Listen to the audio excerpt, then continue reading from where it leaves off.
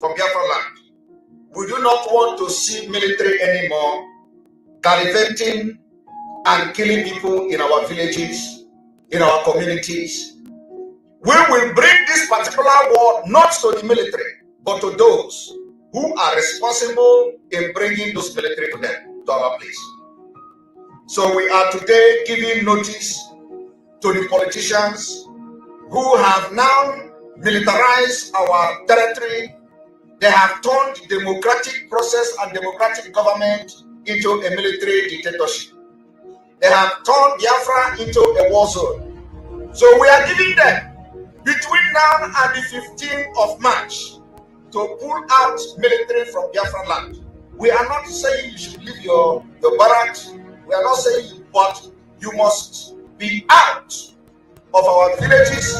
We do not want to see military operation anywhere in Biafra land, starting from the 15th of March 2022. Starting from the 15th of March 2022, if we see any military going around and burning any houses, we will bring war to those who bring them, not only the military. 27 February 2022. These people, they don't have any other option here than to surrender. We know that it's the Fulani herdsmen that are supposed to carry cow, they waka. Now they don't drop the cow, carry gun. But na kick bazaar, how maka, how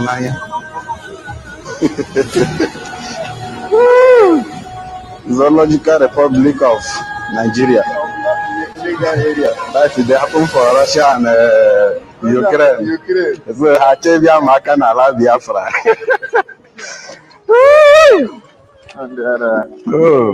And boys actually go other Biafra or dead. Right, welcome. We are still waiting for our pastor to come because he has some network issues. So we are waiting for him to join us again. Somebody is already making a comment. Those who are requesting me to make a video on TikTok, I am going to post a video right now. This video you just watched now will be posted on TikTok very soon. But before our pastor rejoin us back, you are just watching a new dimension in the struggle for Biafra. The pastors are now joining. Those who are real pastors are now coming up, and they are being bold enough to come out now. And that is to tell you that Biafra is here. This our pastor, Maxwell, has been, you can see, has been making prophecies about Biafra, and he has been, part of what is going on. But now it is a little bit different. We have a lot of real men of God, coming out now to put their weight behind Biafra struggle. That is to Biafra liberation, because we are out of the struggle. We are now in the liberation phase of this movement. It is to tell you that the Biafra is here. And let me also tell you, those who say that, Pastor, our problem, I have heard, I didn't ask him yet, but I have heard that this particular pastor is observing sit at home on Sunday. I have been told. I have not asked him. It is part of the question I'm going to ask him today. He is observing sit at home on Sunday. Since we begin to talk about sit at home on Sunday, I was told that this pastor you see today is observing sit at home. So hopefully he is going to talk about his sit at home. They say that every Sunday, this man of God close and lock down his church. Every Monday he sit at home. Every Sunday he sit at home. So let us see what, I want him to say it because somebody told me, I am not sure. And again, I have never spoken with this man of God until today. I have never spoken with him. I do not know him. I don't know, until today. And that is how God works. Like he explained, how he connected and all that. It is to show you that the Biafra is here. Before you people will begin to, but anyway, so we are waiting for him. Please, Pastor Maxwell, please come back, fix your this thing and come back, please. We are going to play more. I think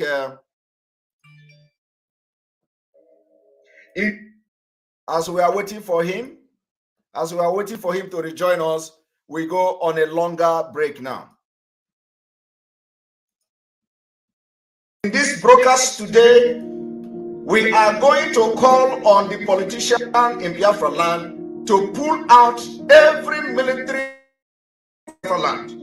We do not want to see military anymore gallivanting and killing people in our villages, in our communities. We will bring this particular war not to the military, but to those who are responsible in bringing those military to them, to our place. So we are today giving notice to the politicians who have now militarized our territory. They have turned democratic process and democratic government into a military dictatorship.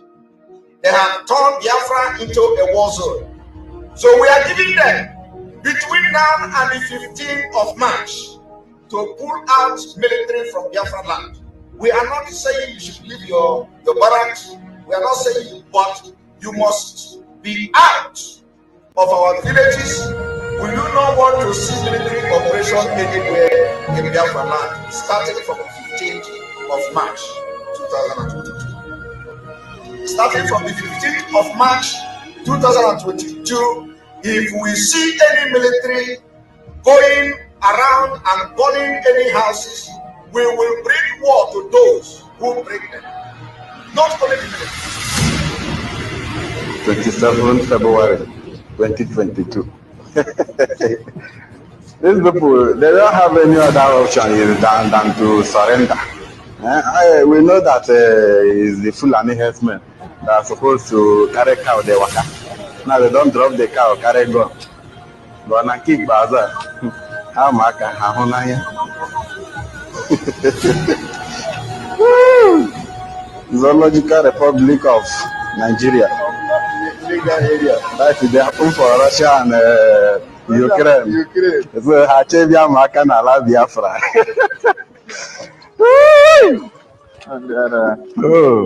And boys, go other Biafra or there too. From the 15th of this month, if you continue to come and kill our children, kill our women, kill our men and our elderly people, render them homeless, and create IDP camp where they are not supposed to be IDP camp in the 21st century, we are going to bring the war to those who were bringing this military and who ordered them to come down. And we know who you are. So we want the politicians between now and the 15th of March to sit up and put Biafra land in order. We don't want to see any kind of chaos anymore in Biafra, except that you want the war to continue in Biafra land after the 15th of this month, and there is no concrete arrangement to pull the military out of our land. We will bring war to every politician in Biafra land, starting from the House of Assembly to the state governments.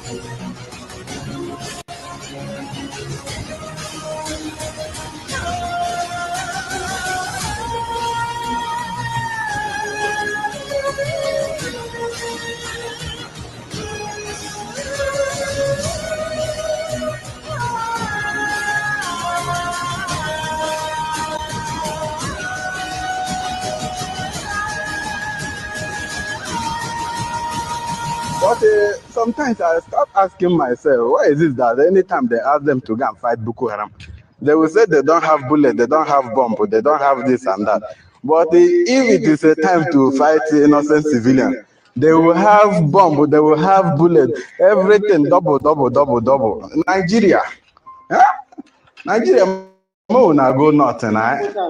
Una think say we dey beg una for this time. It doesn't matter how many years it may take to fight this war. We are calling on the governors. We are calling on House of Assembly members.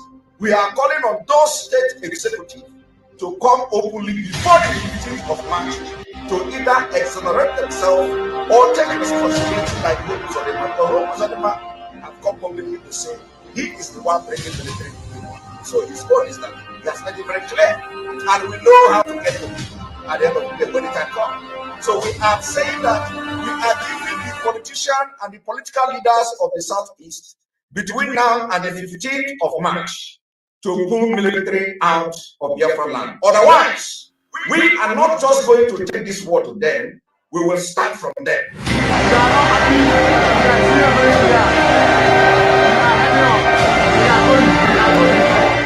No python guys can stop us. No zoo forces can stop us. We are resolute, we are determined to get Biafra. Sit at home on that particular day. If we see you moving around, you are your own. Your freedom is in your hands. It is going to be fought inch by inch, block by block. Rooster by rooster. Yes, sir. Yes, sir. There you go. Your freedom is in your hands. It is not going to be given to you on a platter of gold. I can assure you here from Washington.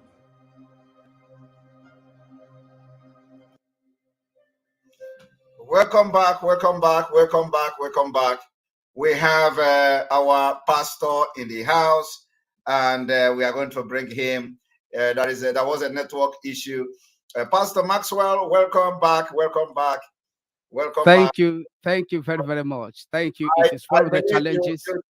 You still can remember where you stopped, so continue. Exactly, I do. So because of time, I'm going to speak strictly regarding the civil disobedience. Yes, Pastor, we have for you, this is the first time this is happening, and this is a sign of Biafra. We have all the time in this world today. Yes. Except if you don't have the time. It's a different thing. Thank you very, very much, Master Simon Eba. So as I was doing the update on that very day, around 12 minutes to 15 minutes into that prophetic update, which you are seeing now on the screen, God spoke to me about the extraordinary rendition of Mazi Nnamdi Kanu, how to go about it. Now take a listen. It is because the authorities, the people who this message was given to, the specific individuals and groups of people who I mentioned in this prophecy on the 1st of July 2021, failed to carry out the instructions. That is why till today, we are also talking about the release of Mazi Nnamdi Kanu. He stayed there. If they had obeyed the instructions that were given through me by the Spirit of God in this video, Mazi Nnamdi Kanu would have been released. Remember, I built a very correct perspective before I started talking. My antecedents, the accuracies of my prophecies, which are there still in the public domain for people to confirm. God spoke to me, and I spoke to our people. Yet, the people that were supposed to implement the instruction, they refused to obey. That is why Mazi Nnamdi Kanu is still there in the DSS dungeon. Take a listen. And today he is protesting. One man protest. Exactly. I mentioned it here in this prophecy. When they were telling everybody, oh, don't just be calm, everything is fine, don't shout, just be silent. As I was given the prophetic update, the new prophecy came that nobody should keep quiet. Take a listen. I want our viewers to listen. To DSS now. I read an article a publication made by the barrister Fanyejo for today, saying that they have applied to see Mazen Namdekano being his client, to see him, and up to now the application or something has not been approved by the DSS. They have not been able to see Mazen Namdekano since his abduction and return to Nigeria on the 27th of June, being Sunday. I will come to that later. They are religiously manning their place. They don't want to give any space. But watch what will happen. Only if you can pay instruction to these prophecies and follow the instructions. And did they follow the instructions? The answer is no. Did they follow the instructions? The answer is no. You are going to hear the instructions. I was referring to the instructions I gave in the previous prophecy. Remember, at this time, I was doing update of a previous prophecy. So in the course of doing that update, letting the world know the ones that have come to pass and the ones that are still waiting for the appointed time, a new prophecy came, which you are going to hear now. Let me quickly say this. Let nobody tell you to keep quiet. Let nobody tell anybody to be calm. Nobody should be calm at this point in time because they're a matter of life and death. I understand that this very what is happening and the rest of Mazen Namdekano is for good. Yes, I understand. But I am foreseeing a tragic turn. I am foreseeing a tragic turn. Now, this is the new prophecy. In the course of the prophetic update, this new prophecy came that you're about to hear now. And the world is taking note. The prophecy, this very video went very viral. It went viral. Yet, the authorities, those in leadership positions of IPOB, I don't want to generalize it, majority of them that are supposed to stream this very prophecy on their platforms, they refuse to do it. One of the IPOB media giant in Japan contacted me after this prophecy was released.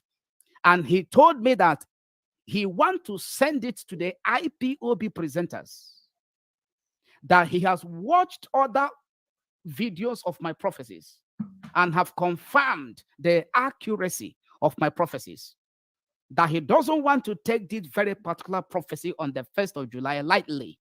Therefore, he was asking for my permission to send it to the IPOB Radio Biafra presenters, those of them that anchor programs on Radio Biafra and IPOB platforms.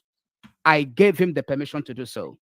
Do you know that this young man sent this very video we are watching now to them? They refused to play it. They refused. We are not surprised. They refused to allow it stream on the platforms till this very day. There are some private platforms that have actually streamed this very video. And when it was brought to my attention, I went to about 2 of those platforms and I saw that the views of this very video on their platform, one of them had about 110,000 views. Apart from the views on my own platform and other platforms. Yet, the leadership that are supposed to take it up, listen to the voice of God through me. God cannot speak from the cloud. God speaks through people. From the time of old till now, listen, pay attention, do what God has asked you to do. They refused. They refused. Now listen. Listen to me very well. I am saying 51 days. Listen, write it down. Even though it's on video, even though it's on, as I'm talking right now, the time is what?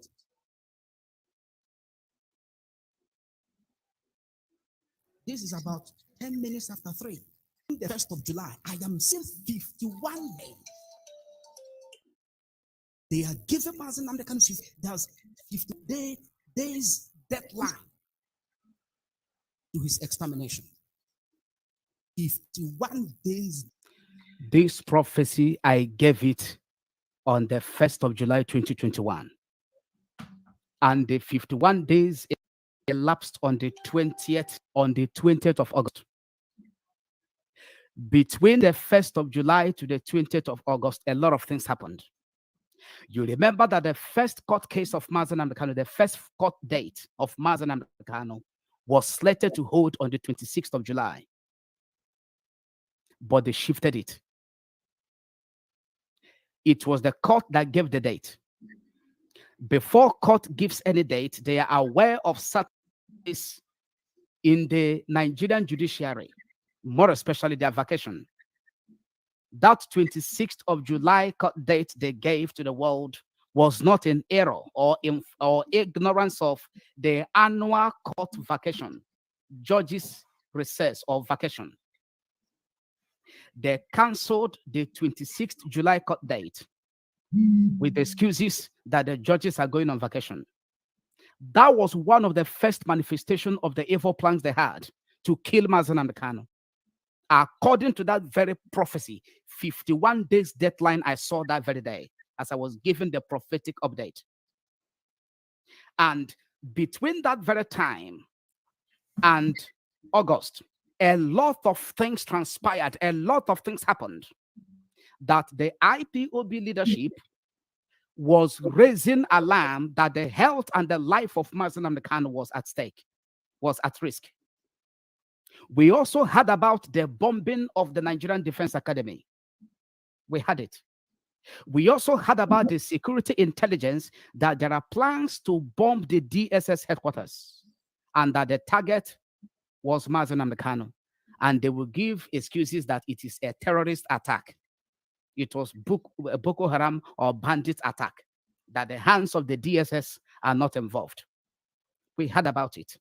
We heard about so many intelligence of which you also brought it to the notice of the world via your platforms. All of this were happening between that July I gave the prophecy and the 20th of August, and also moving down to December. It was prayers of intercession that we were praying after this prophecy that blocked the enemy from achieving their agenda. Madam Bridget contacted you. She is the leader of the Biafran women in America and from other countries of the world who joined her in her meetings. She suggested that we have weekly prayers for Mazi Nnamdi Kanu on Saturdays. And I was contacted.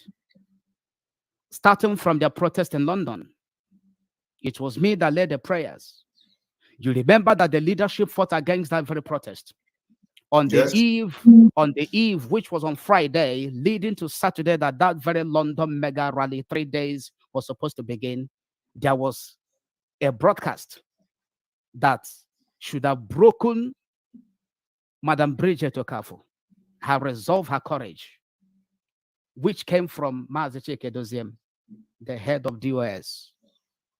I could remember in that very broadcast, he threatened suspending her or disbanding, the Biafran women group in America. Rather than giving a broadcast or a press release to encourage the women to fly to London to hold that very mega rally for the release of Mazi Nnamdi Kanu. Pastor, I will allow you to be mentioning them, but we have these people, their career in this struggle have ended spiritually and physically. So, but because you are here to make some things, and so I will allow you to be mentioning their name. Otherwise I don't allow anybody to mention DOS here.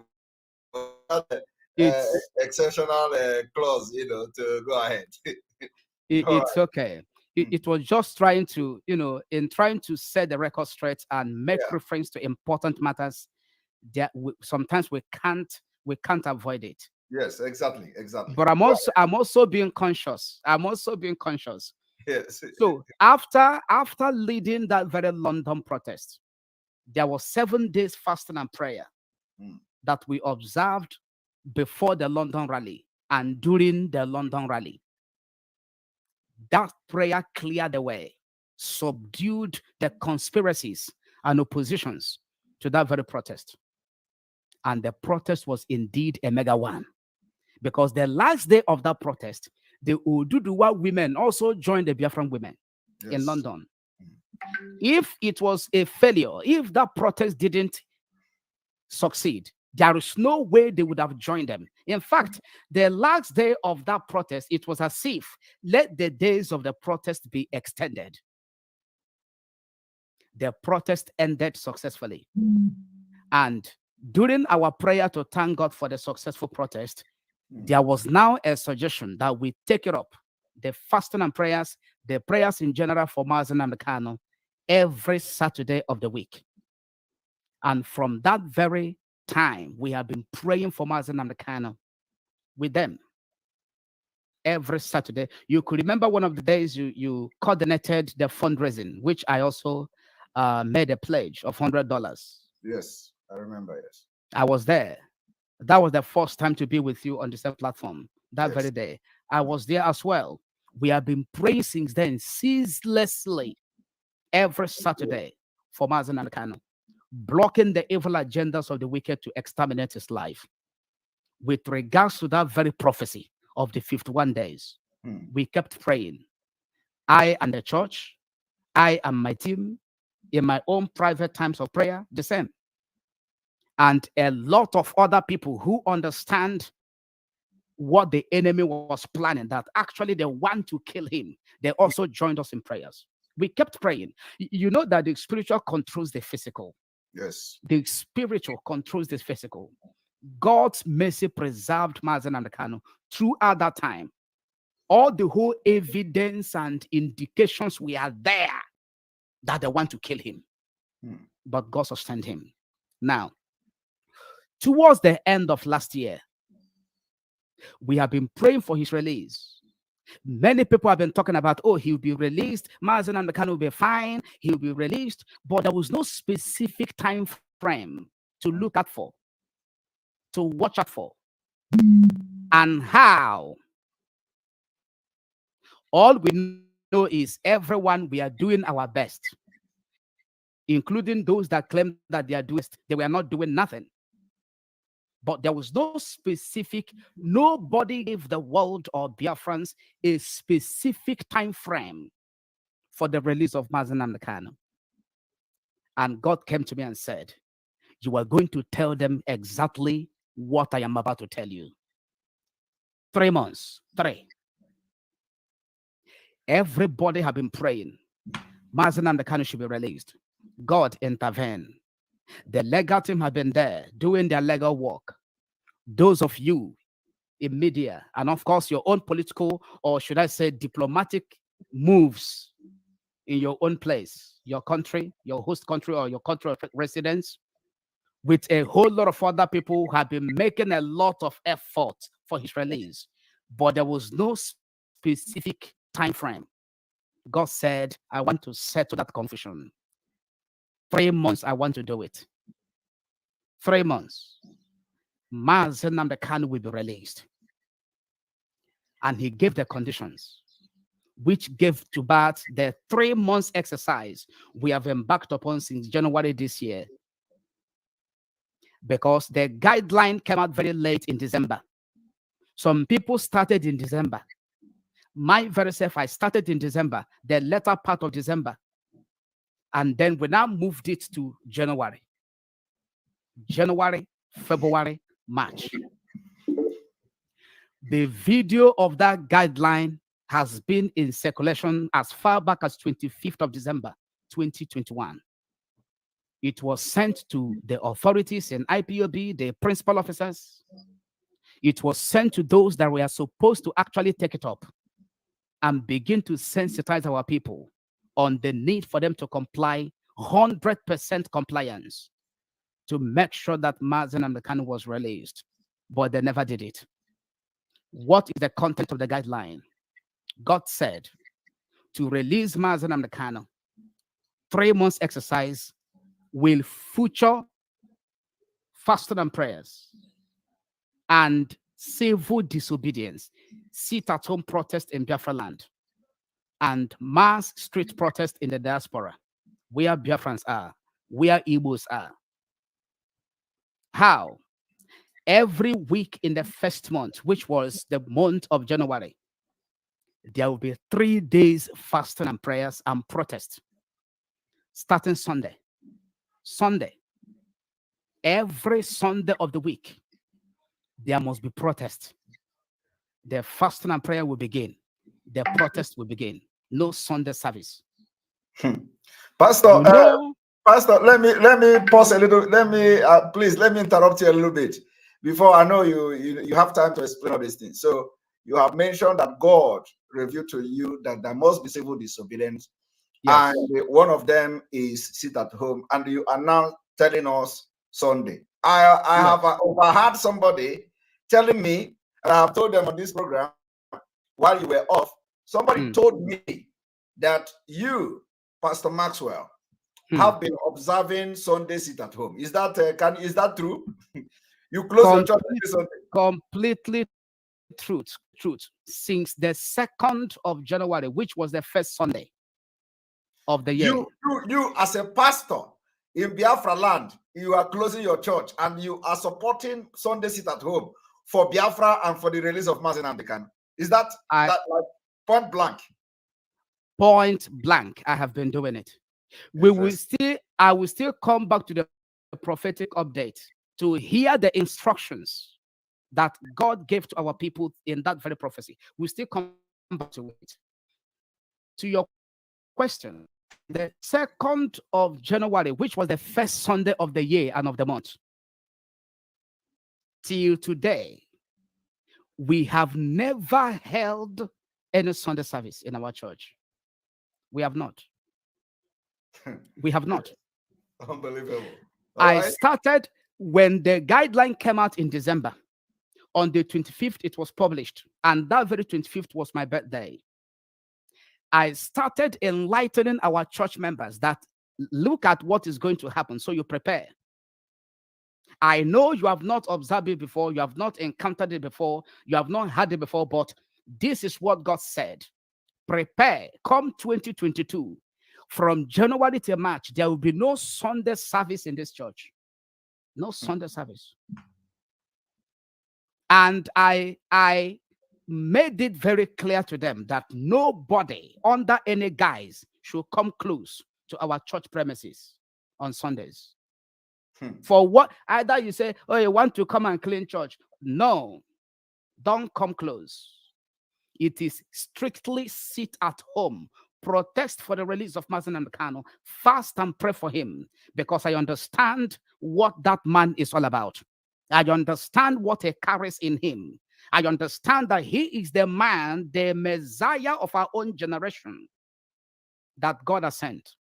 Because in every generation, God raises a man and uses a man to lead a particular generation. From the time that Nigeria and Biafra fought the Civil War, 1966, to the time that Biafra restoration came back through IPOB led by Mazen Amdekan, it was exactly 40 years. It was exactly 40 years.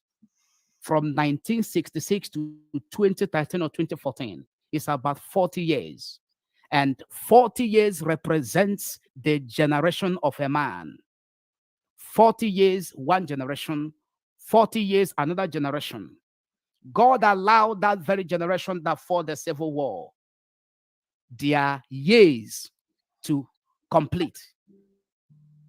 This is a spiritual insight that those that are fighting against the release of Mazen Amdekan and those that are fighting against the freedom of Biafra don't understand. I understood it. From 1966 till the time that the Biafra restoration fire was reignited by Mazen Amdekan, 2013 or 2014, do the math, is exactly 40 years. That very 40 years represented the completion of the cycle of the years for the generation that fought the Civil War. Even before Ojukwu died, their own generation had been counting after 1966. After Ojukwu died, God, even before Ojukwu died, God raised Wazurike, but he failed. He failed. God raised him in preparation for the next generation, which must have elapsed by 2013. But because he failed, that was why God raised Mazen Amdekano because another generation has started, and that very generation cannot continue without a leader. The generation that fought the war, they completed their 40 years of existence. Ralph Wazirike was raised to lead this very generation now, based on the calculation from 1966, the time that they fought the Civil War, till 2013 and 2014. But he failed. And so God was in a hurry to raise Mazen Amdekano to make sure that this very present generation does not continue without a leader. And he started. He understood the mandate of God and the will of God for the Biafra restoration, and he backed it up with spiritual foundation and measures. That is why in less than no time, the fire everywhere was ignited with the fire and the inferno of Biafra restoration. It's not ordinary. He was sent at a appointed time to represent and to lead this very generation. And that is why we must not toil with him. And anything that has to do with him, God never take it lightly. And so we started fasting and prayers on Sundays, three days every week. In January, we observed it. Starting from 2nd of January, the first Sunday, Monday, Tuesday, Sunday, Monday, Tuesday, three days every week. That was what God said, that we have to observe the fasting and prayers and protest in January. As the fasting and prayers are going on, the street protest in the diaspora will also be going on the same days of the fasting and prayers. That was what God said. Also, here in Biafra land, sit-at-home protest will also be going on alongside the fasting and prayers.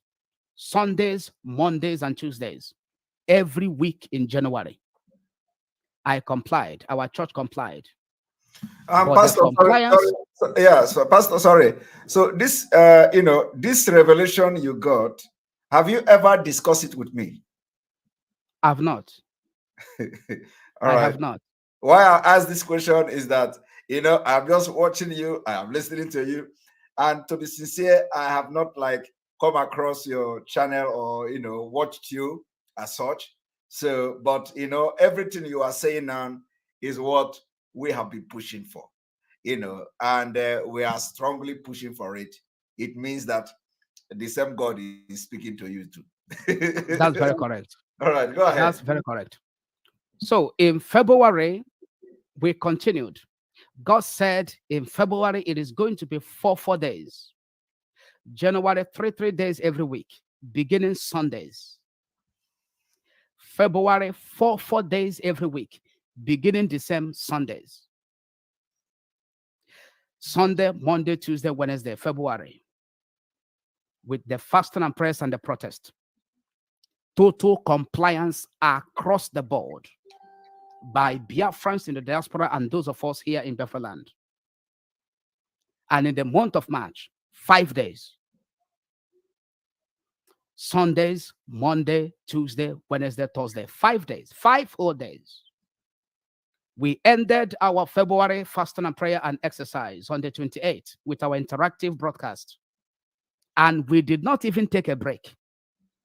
We switched over immediately to the March exercise on the 1st of March, being yesterday, with our live broadcasts, fasting and prayers and protests. As I'm talking to you now, I've not eaten, even though we concluded our own broadcast. I told you, we concluded our broadcast for the fasting and prayer between 4 p.m. and around 6 before I joined you on this platform. Our members the same, our church the same. You may do your due diligence and your underground investigations on Sundays. The address of our church is number 3 Cherubim Road, my 3 Dube, Port Harcourt, by UST Roundabout. I don't do this often. I don't give out the address of our church for people to come. to worship. I don't do it. But this is for evidence. On Sundays, we don't have Sunday services. And we sit at home. It has not been easy. But one thing I discover is wherever there is a will, that determination to obey God and do what is right, God releases the grace. Grace doesn't just come when you are defiant, when your posture is against what God has asked you to do. We have been doing it. God said, this is what Biafrans must do. If you want Nnamdi Kanu to be released, there is nothing like, oh, we are believing God. It will happen when? Nobody knows. Look at when I want to do it, how I want to do it. 3 months. This guideline that I've explained once again on this platform has been in circulation. January went like that. Nobody, there was no total compliance. We did not even record up to 1% compliance. As I said from the beginning of this very interview, that I saw the flyer of the January exercise on your platform, on your Facebook platform. I saw it because Madam Bridget told me that she was going to send it to you and that you are going to do something about it. Yes. But I believe there was no follow-up. That was why you didn't follow up the program. I saw it. There are other platforms that shared it. I saw it, including the video of the guideline, the audio. It was in different formats so that nobody will give excuses. The video format was there, the audio format was there, and the text is also there. If you go to my Facebook timeline and scroll down to the old post, you will see all of them there. I tagged some people. I mentioned some people who are in position to give direct instructions to the IPOB principal officers to support and to highlight this very exercise and make it known that our people may comply. Yet they declined. They didn't do it. They flouted it. The month of January, you saw how God was in a hurry to release Mazi Nnamdi Kanu. They fixed 3 court sittings, 3 dates at a stretch. It is not ordinary. On the 16th, as we were praying live on my platform, my YouTube channel, Maxwell Onawihe, God spoke to me that they want to truncate the court sitting on the 18th. I said it live as I am live now talking. If God speaks to me now, I will release it here and now. As we are praying live on air, God spoke to me that look at what they are planning. They want to truncate the court sitting. That was on the 17th. If you go to my YouTube channel, go to the 17th of January, listen to the broadcast. You will hear when I gave the prophecy that the next day, being the 18th of the court sitting, they want to truncate it. They don't want it to hold. And that was exactly what happened. That same day I gave that prophecy was the day that they brought the 15 amended count charges and served it on the legal team of Mazi Nnamdi Kanu. I was not there, but God was there.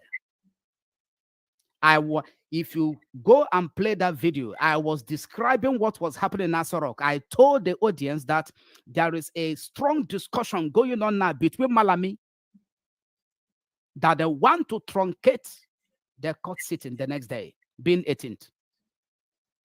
I said it live on air.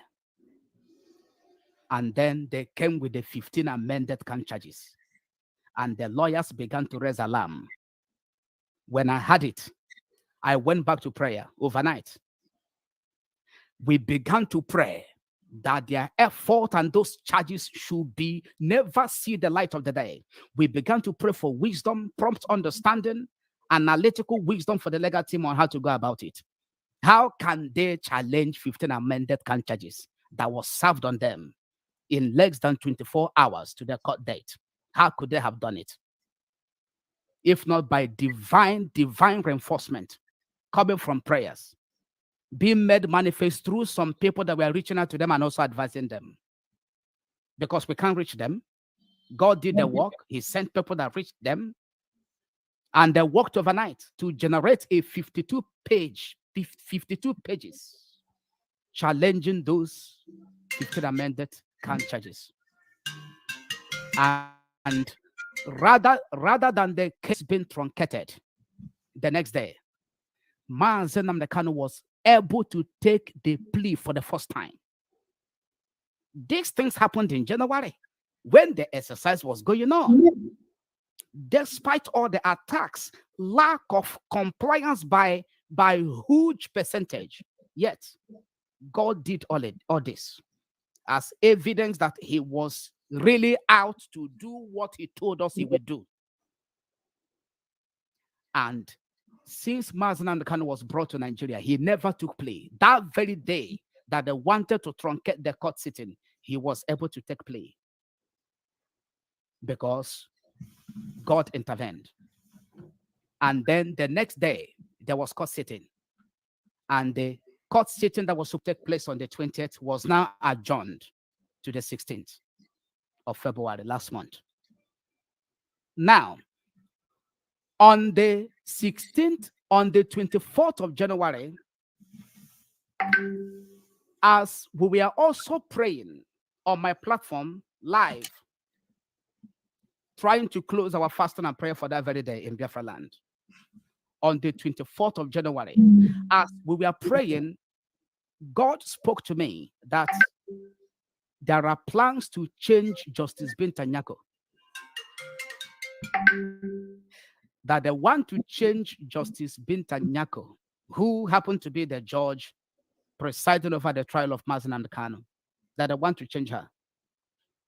I had it. God just spoke to me that very day as we're praying. And God began to describe what they want to achieve by it. And I said it live on air, that they want to change Justice Binta Nyako. And we began to pray. We began to pray. On the 24th, if you go to this, my channel, Max Walona here on YouTube, you will see the video published, live video on the 24th of January. That was the day I gave the want to change Justice Binta Nyako. Now, in less than 1 month, we heard about that they want to change the court venue. Maz, I hope you're following. I'm following. In less than 1 month of that prophecy, we heard that there are plans. Not that we had, we read it. It was published on different Nigerian dailies. Justice John Tozo, he said because of how Biafrans throng and besiege the court premises during the court dates of Mazen Nnamdi Kanu, that they can no longer tolerate it. That there are about 11 courts in that very Abuja High Court. That the court where Mazen Nnamdi Kanu is being tried by Justice Binta Nyako is only one court. But any time that he has a court date, everywhere is on a standstill. Every other court activities are put on hold. He was given excuses. But I know it was a manifestation of the prophecy I gave on the 24th of January, that very year. He said, therefore, they have concluded the plans and they will never go back from it to make sure that the court venue of Mazen Nnamdi Kanu is changed. If they change the court venue of Mazen Nnamdi Kanu, where Justice in this broadcast today, we are going to call on the politician in Biafra land. Sorry about that. Go ahead. Okay. It's okay.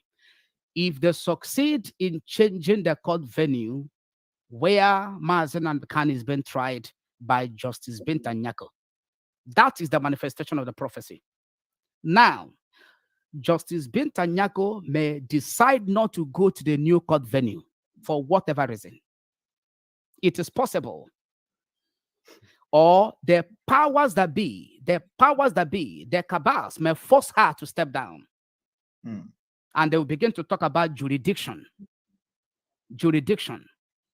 and so many other things that they have in stock to defend that very abnormality. That is the manifestation of the prophecy on the 24th of January this very year, coming from this same exercise. Fasting and prayers, protest, sit-at-home protest in Biafra land, mass street protest in the diaspora. You heard about the interview that Dr. Cho Ayaba granted to, I don't know who was the interviewer, but it is one of the Radio Biafra platforms. And he talked about locking down Biafra land. Yes. He talked about it. He said that you people are not serious by, just trying to, appease the aggressor rather than embarking on a very stringent measures, including civil disobedience, not just the usual, a very light and a mild one. Total lockdown of Biafra land. He said it, and he said it angrily. He was not reserved when he expressed himself in that interview. I saw it. I watched the video pointing to the same exercise that God has asked us to embark upon, pointing to also your own, I don't know, because I was not following you up, that we are also talking about this same exercise, civil disobedience.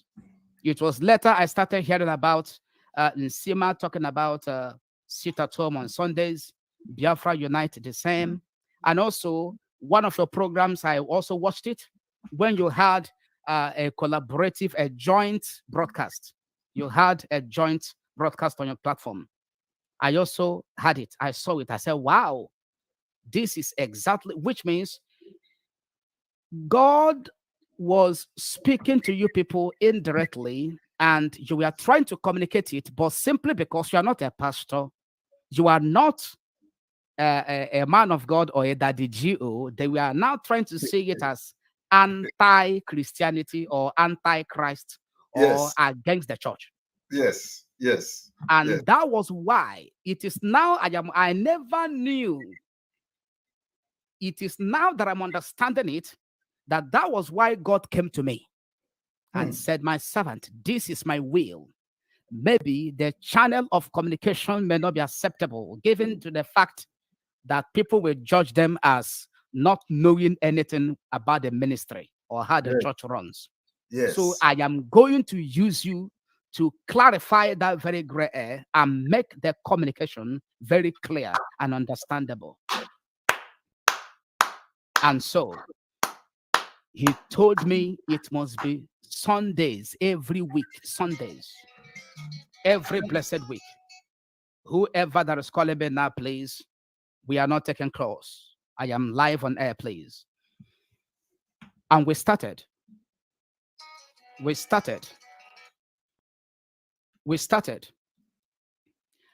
And God was working. I've given you instances of the manifestation of God in January. And also on the 16th. On the 16th, when the lawyers were locked out, the update was given to me, and I gave prophecy that very day on 16th of February that they are going to be allowed into the courtroom in 10 minutes' time. I said it live on air. That very day, we did a marathon broadcast. We were trying to provide information and update to our people while also fasting and prayer. So we went ahead of the court time. We started broadcasting in the morning around 10, while they told us that the court will sit by 1 p.m.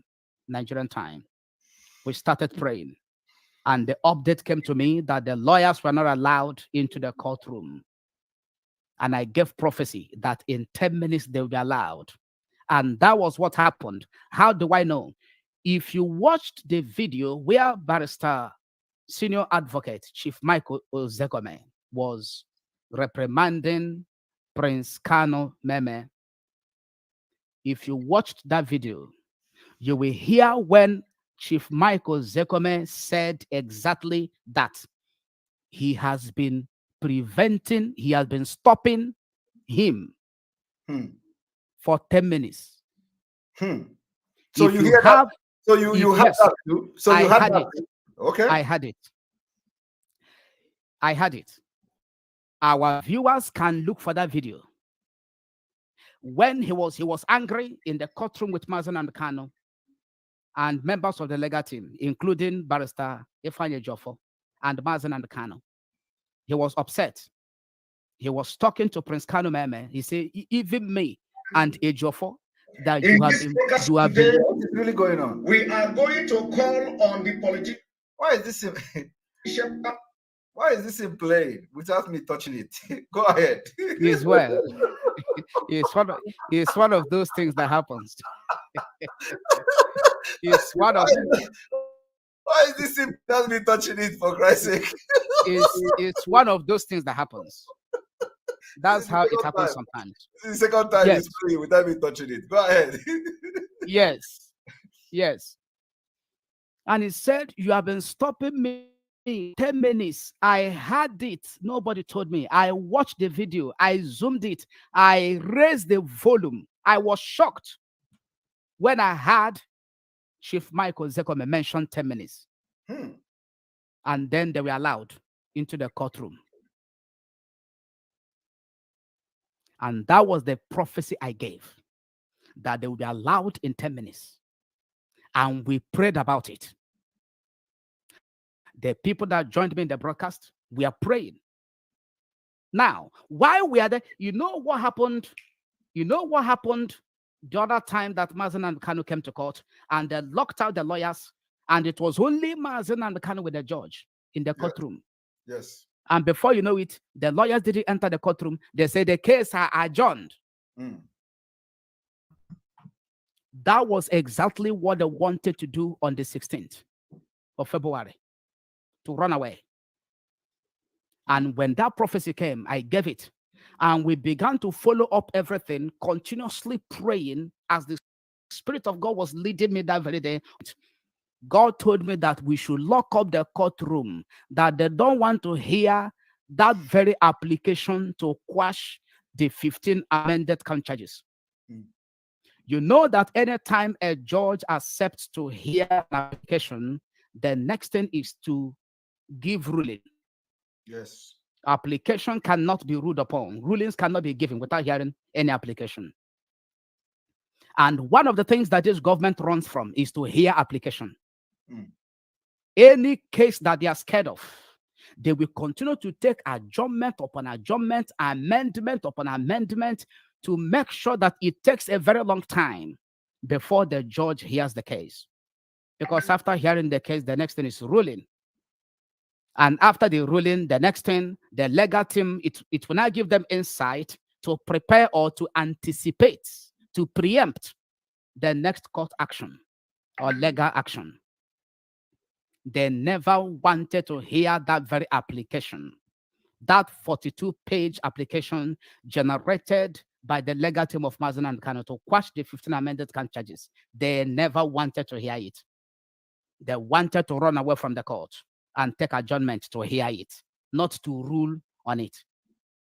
And God said, you look of Job 38, verse 10. He said to me, set bars and doors, lock up the courtroom. Nobody will go out until the judge hears the matter. And we prayed. We prayed. We took them hostage by prayers and said, nobody will leave that courtroom until Justice Bintanyako hears the matter. And at the end of the day, she heard the matter, for which the ruling is now adjourned to 8th of April. That was February. Each of the months, January, February, God manifested himself in this exercise. And there are so many other prophecies which I'm not going to discuss here because of time. Let me go back to this update that is showing here. Let's go back to it. Deadline to his extermination. I heard a voice that said, we will not give them two things. Listen to me. By now you understand. I'm hearing that voice. A conspiratorial voice. I'm hearing it in the realm of the spirit. That we will not give them two things. It's either we give them Biafra and take Nnamdi Kanu. Are you hearing? That's what I'm hearing now. That they cannot give them Biafra and give them Nnamdi Kanu, and their highest interest is Nnamdi Kanu. They said that he has caused so much trouble that he has caused so much trouble that can never be remedied or repaired, even in generations to come. And I had 51 days to perfect this plan. Listen, the Holy Spirit decided to interrupt this prophetic update now with a new prophet. Listen to me very carefully.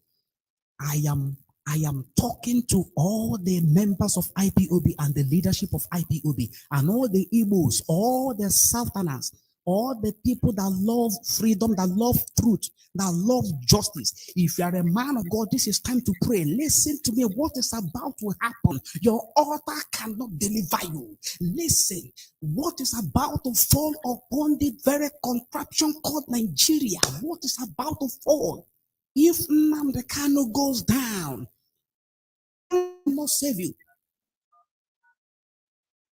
51 days. Starting from today, the 1st of July. I think that will elapse in August. I think August. I don't know the exact day. I think it should be, I don't know, maybe 20th August, I think. From now to 20th August, that is when they want to perfect their plan. And the leadership of IPOB and all the Igbos and all the Southerners, all the lovers of freedom, you must do everything you can. Don't spare anything to get him out within 51 days. Let nobody tell us to be quiet. Let nobody tell you, oh, they come. No, this is not time to be quiet. I am not saying that people should cause trouble, no. But you must, this is time to release your arsenals. This is time to release your strategy. This is time. Where is the M branch? Where is the M branch? This is time to swing into action. Don't allow him to be in custody for 51 days, starting from today, the 1st of July. I don't know when this video is going to be published on my channel, but today is 1st of July. And I'm saying a deadline to exterminate Mazi Nnamdi Kanu in 51 days, starting from today. You have to act. Listen to me. You have to take the governors, 1 or 2, to ransom. Listen to me. I am saying what the Spirit of God is telling me. I hope the world is hearing. I hope they are taking note. Pastor, the people that we are instructed and given specific instructions across the board is prophecy with solution. It's not just to give prophecy, no direction, no solution, no. You had all of the people I mentioned, groups of people, individuals, both pastors. Did they carry out the instruction? The answer is no. Talking about the governor, let the video play. Me right now. You are holding my son, I'm holding your son. That was what God told Pharaoh. He said, if you don't want to let my son go, Jacob is my son, Israel is my firstborn. If you don't allow him to go, I will be your firstborn for my firstborn. You understand what I'm saying? I can't say everything on air. That will force them to release Mazi Nnamdi Kanu. There's nothing like hearing or legal process. Did you hear that? Pastor, you know, we are serving the same God, though. You know, I want. It's like we are serving the same God, though. All right, go on. Very, very crystal clear prophecy. Clear. Take one governor to ransom. That will force them to release Mazi Nnamdi Kanu. Forget about hearing or legal process. There is nothing like hearing. That was what God said through me on the 1st of July, 2021. And throughout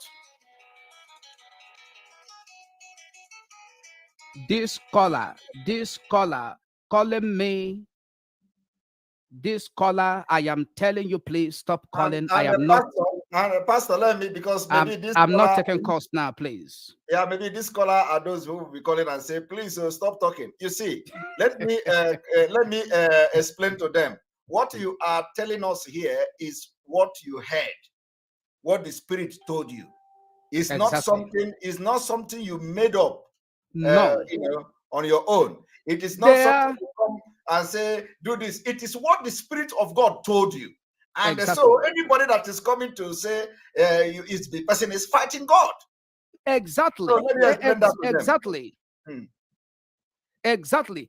This is not, see, there are so many prophecies, there are so many messages God gave to me, and it's not for public consumption. Yeah. I am not just such a careless man of God or that want to sound prophetic or want people to praise him. People that know me understand what I'm saying now. There are many other prophecies God gave me messages, and he said to me, this is not for public consumption. Handle it with your prayer team, handle it privately, don't disclose it. If you go to the channel, you will see a message published there talking about prophecy for a female IPOB principal officer and her group. That prophecy was published on that very channel, my channel, on 8th of April, 2021. Very crystal clear. God described almost everything about them, clean and clear. Now, and some people have been shouting when they compare what has been happening in the IPOB leadership with some people, women, groups, and they came to me and said, man of God, the prophecy you gave is here with us, it's manifesting. But when you go to my YouTube channel, that prophecy is not up to 3,000 views because they kept on suppressing every message and every content that comes from me that talks about Nnamdi Kanu, that talks about Biafra, because they know how authentic they are. On Facebook, they don't give me a breathing space. Everywhere, even my broadcast, today threat everywhere. Pastor, today we have crashed them, and from the 1st of March, they are gone. That is why we have almost 12,000 people watching this program on YouTube alone. Amazing. On YouTube alone, we have 3,300 watching this on YouTube alone, and 12,800 on some of the platform, only on Enter Biafra platform. So, those jinx has been broken. And Pastor, let me show you one thing. You see, the problem the governors and these politicians have now is that they know that the game has changed. Exactly. The game have changed. And that is the reason why today you see Omahe has come out to say something for the very first time, because he know that the game has changed. I'm going to show you what Omahe have to say. Just one moment, because people need to know that. Of course, when they know that they have failed, they know that their plan to destroy the Biafra struggle have failed, and they know that we are now in autopilot. So, and they know that we are not the kind of people you will buy with money. They know that we have come and we are ready to put everything on the line for Biafra to come. And they know that some of us are not ready for anything other than we want to make history. So I want you to listen to them. Let me read what Umahi said today. Umahi said, Umahi review ongoing dialogue with Buhari over Mazi Nnamdi Kanu's release for the very first time. Of course, but he's not talking to people like us. Okay. Exactly, we know. So he continued. The chairman of the Southeast Governors Forum, David Umahi, on Tuesday, which is yesterday, assured Igbos that the national leader of the we are not at large. The national leader of the indigenous people of Biafra, Mazi Nnamdi Kanu, and I want you to understand they have added national. Okay, they have added national leader. So it is something that is unusual. National leader of the indigenous people of Biafra, IPOB, Mazi Nnamdi Kanu, will soon be released from the DSS detention.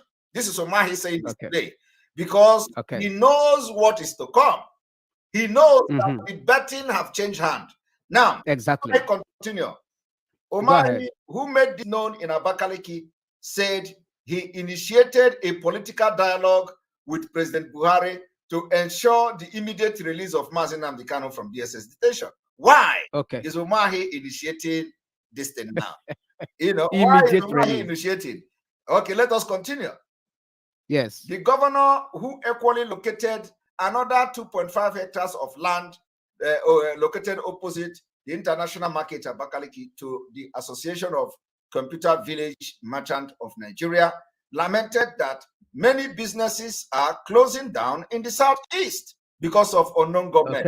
And let me also tell you, Umahi already preparing for Biafra. Umahi is already preparing for Biafra. Umahi is bringing Computer Village from Lagos. He want to relocate Computer Village from Lagos to southeast. Southeast. So he's already preparing for Biafra because he knows that what is going to happen now from now on. Now, exactly. He said, since the commencement of the activities of the unknown government, people now prefer to take their businesses to other regions of the country. Of course, you know who the unknown government. Unknown government is just starting because these are the people that have killed their brothers and sisters and are picking up arms against the government, and there is nothing anybody can do about it. Why do we still have unknown government in Southeast? This is not the first time it is happening in Igbo land. There was a time it was terrible in Abia State, in Onitsha, and so many other places, and the Igbo men knows what to do. We are coming to that point, businesses are moving away from Alaibo. For what?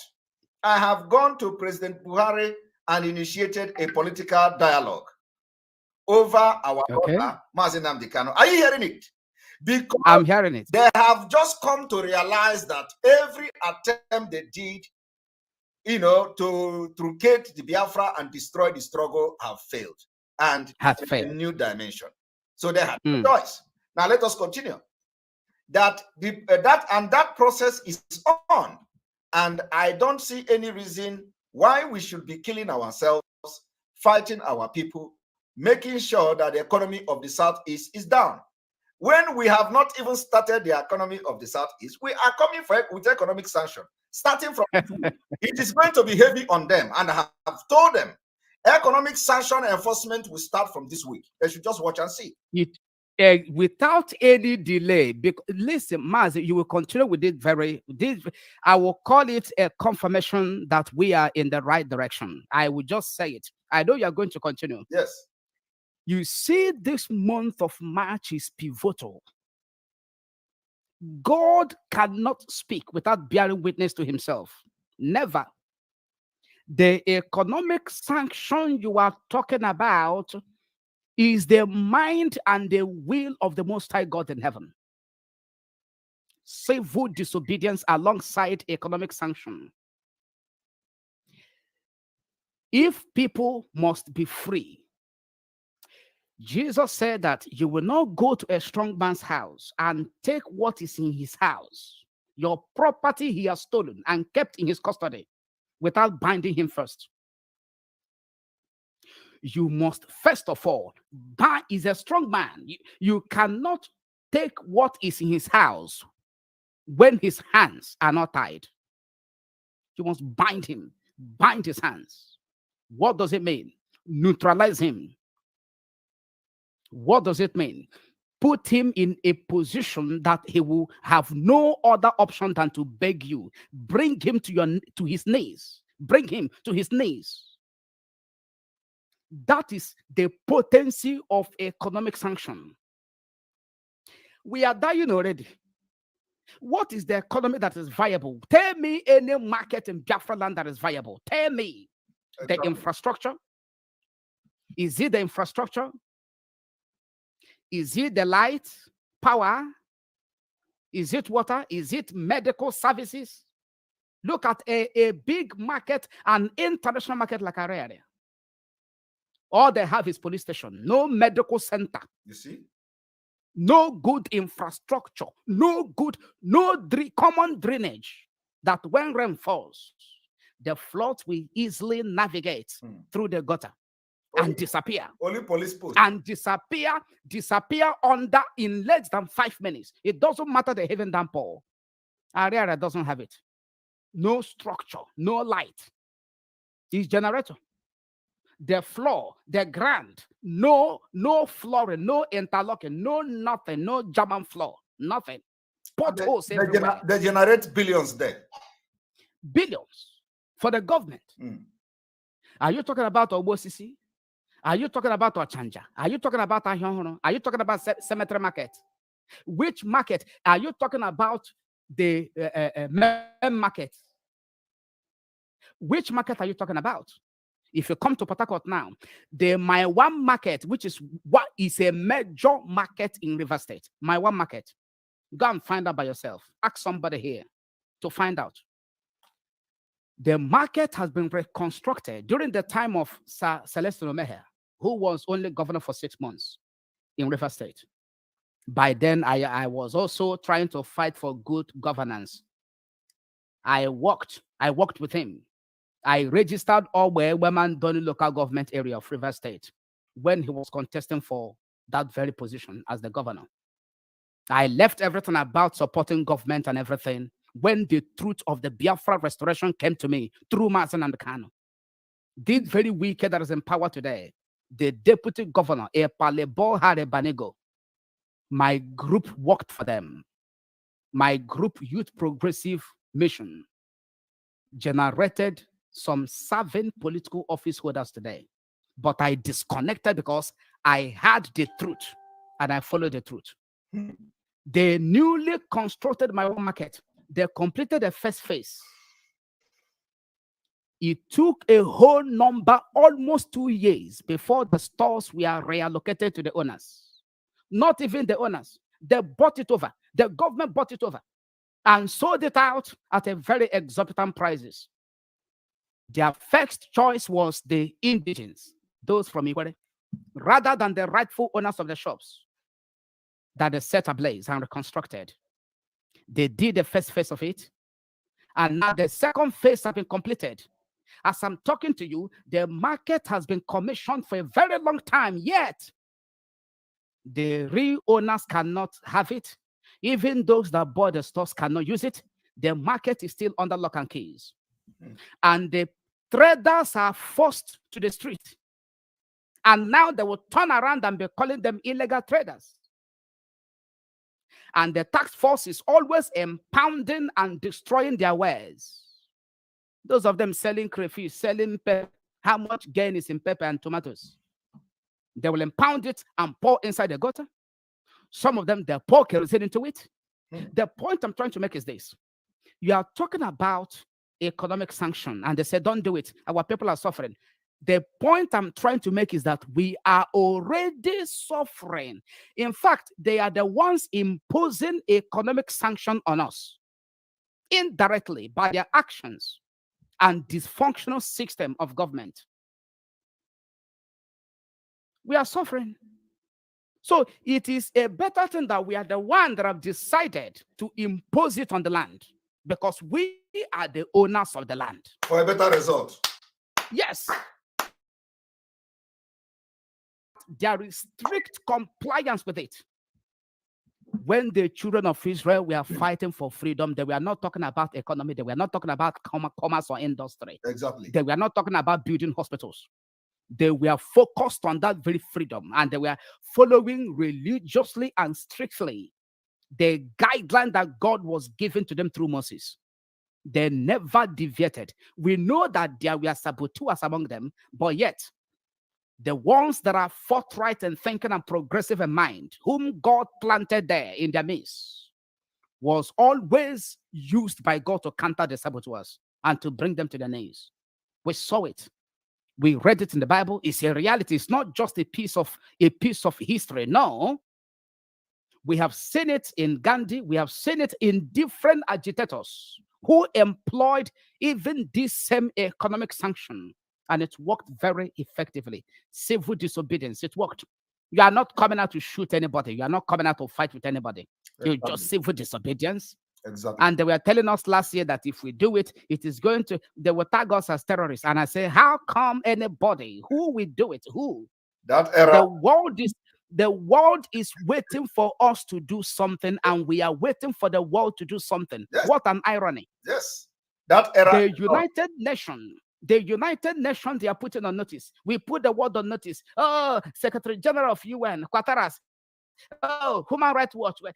They are waiting. They are not blind, for goodness sake. Biafrans must understand this. They have their eyes wide open. Yes. They have their foot soldiers. They have correspondence. Pastor, as I'm talking, they have. As I'm talking to you now, that there is an official of the ECOWAS on this platform that have been assigned by the ECOWAS office to follow this program every day we are live, and they are going to give a feedback to them.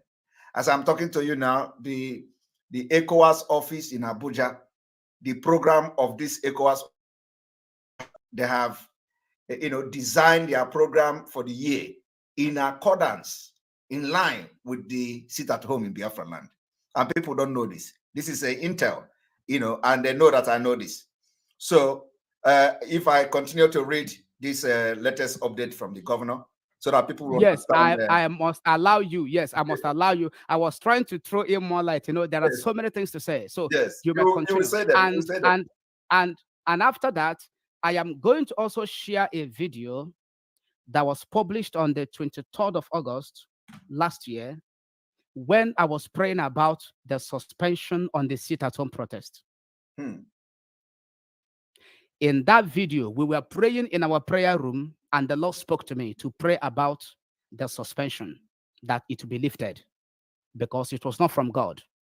And I gave a prophecy that if the suspension on the sit-at-home protest is as a result of handiwork of the enemy, maybe they gave Mazen and the Kano a very wrong and distorted information in the DSS dungeon in Abuja, which I didn't believe that he's the one that pronounced it, which may have prompted him to pronounce the suspension. I said, if it is the handiwork of the enemy, that the suspension will not exceed September. That was the prophetic prayer I made in August 2021, that it will not exceed September 2021. And do you know, on the 24th of September, Cheka, let me not mention the name because you've told me, in a broadcast, they lifted it. They said that they are now allowing our people to continue with the sit-at-home protest, in the sense that they are using it to show solidarity to Mazen and Kanu voluntarily from their mind. So nobody should force them not to observe the sit-at-home protest. September 24th. It did not cross, according to the prophecy. Later, I'm going to share the video for the world to hear it. Go ahead. All right. So we are here. We'll continue reading this. And then Omahi continued. Some of the people that initiated this sit at home are outside the country. It's a lie. They can never. I am here. They can never do sit at home one day. One day there, because they work 24 hours. And if they do, hunger will kill them, he said. Omahi continued yesterday. He noted that the Igbos are the enemies of themselves, pointing out that until the activities of the government are halted, the region would continue to suffer economic deprivation and stagnation. And the question you should be asking Omahi, were there unknown government for the past 50 years of this Nigeria and the Southeast and all that? Were there unknown government? So what happened? No. Reason for the economic. What happened? Exactly. Now Omahi continued.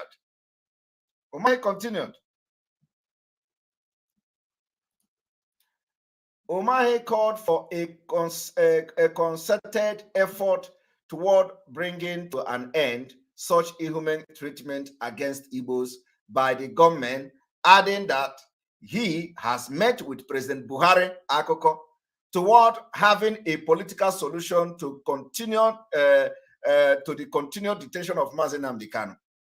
He asked those insisting on sit-at-home order to also ensure it is not restricted to the 5 southeast states. Are you hearing that? Umahi is now advocating that since we say we must sit at home, we should also make sure that the sit at home is not only restricted to this 5 southeast states, but to all Igbos across the country and the globe. And of course, we are getting there. And we have started talking about Lagos. Umahi is now advocating for this. You know, we are now getting there. Lagos State, we will begin to mention the names of the market leaders in Lagos to remind them, you know, how important it is for them to be part of this, except if they don't, they no longer want, if they don't want to have village again. If they want to, they must participate. They must join. They must. So they must join, and we are getting there. Yeah, I think before the middle of this month, we are going to have a compiled list of the market leaders in Lagos and, of course, in other parts of the southern Nigeria. And we are going to get in contact with them. And if they refuse to join, then they should be ready to not talk about coming from Biafra land again, because they need to. They will join. Now, Governor Umahi continue. Governor Umahi called on Ndi Igbo to always come back home to invest, adding that such investment would not only develop the region, but can boost the economic fortune of the region. So when you look at this, you find out that when Umahi and the government came to understand that the betting is no longer in the hand of those that have paid, is no longer in the hand of those that have paid money, is no longer in the hand of those who have eaten the forbidden fruit. They know that agua on Africa, and it's not a joke. The agua is in Africa very much. I'm telling you, Pastor, that the time, this is time for action, and we are going to give it to them. And we have given from now to 15th of March to pull the military out of our villages and community. And if that did not happen, we will start. Of course, you are not part of this, but I'm just talking, you know, I understand. We are going to start to visit those who are responsible, bringing this security policemen to kill our women and our children. And there are the House of Assembly members, the governors, and the state executives, because they have proved that they are the one bringing the military. At least we have not heard any of this State House of Assembly in any state in the Southeast to come and give official statement condemning burning of communities, because burning of community is not fighting crime. If you feel there is any crime you want to fight the criminals. Why would you find out the burning communities are killing our women? What happened to the intelligence unit of every military formation? Yeah. Every police unit, every police headquarters, regional headquarters. What happened to the intelligence gathering? How do, somebody committed a crime in an environment or from a place, and then you went to that very place, that very house, where you allegedly said that the perpetrator of that crime is living, and you set it ablaze, and the perpetrator of the crime is not in that house. He must have run away. Have you solved the problem? Have you? To solve the problem is to unmask, is to get arrested through intelligence gathering the perpetrator of such a crime. Yes. This is not something that people like us should be discussing or telling them. What is the training about? Their police college, the defense academy that they went through, what is it all about? Is it just brutality? Is it just loading the magazine and shooting the gun at randomly? Is that what it's all about? What happened to the intelligence gathering? Burning down houses never solves any crime. Any crime. The perpetrator of such a crime must have taken his or her leave for the group of people that committed the crime. Burning down the structure does not set, does not bring justice or bring the perpetrators of the crime to justice. It doesn't. Now, but through intelligence gathering, you get them arrested. Yes. Not causing chaos, not just causing trouble. The whole of the community. The whole of the community. The villages are deserted. Many people lose their lives. How does that serve justice? How does it serve justice? Yes, and Pastor, if you look at this, if you look at the screen, you find out the upgrade that has been coming from the 1st of March, which we have declared, the beginning of the new dimension in the struggle. This is the latest of a man who claimed he wants to reshape in Nigeria. This is the former ANEC boss. Today, he has come to say Nigeria is in process of total collapse. And this is the former INEC boss. And he contributed in greater measure. Of course. It was the electoral process he supervised and presided over. He was the head of this very umpire, INEC, that brought in the president of Nigeria, Muhammadu Buhari. He was the one. This is a systemic something. This is not just about persons. This is not just about this man writing, Professor Atahiro Jega. It is what Nigeria represents. It is how Nigeria is structured. It is how Nigeria is set up. It is how Nigeria was founded. That it doesn't matter the players, it doesn't matter the executors or the enforcers of the constitution or the law. Before ever they get into the system, they are rebaptized. They are baptized into the system. That even though they had a very good mind, a very resolution that is upright to deliver on the mandate of the people, but before ever they take the oath of office, they are already baptized into the system. And they must flow with the tide, with the trend. And after they leave office, you will hear them crying foul. Obasanjo was there, what did he do? But today he's still crying foul. Good Lord Jonathan was there, what did he do? Yes, it's right, but today he is crying foul. And Pastor Jega was there, what did he do? Yes, and Pastor Orubebe, a moment. Yeah. Orubebe was there at the INEC headquarters that very day. They were doing their so-called collation of results. That Godwin Orubebe was crying. He was protesting right there as they were calling the results. Orubebe said no, that this very result cannot continue. That Jega, this same Jega talking now, that Nigeria is in the process of total collapse.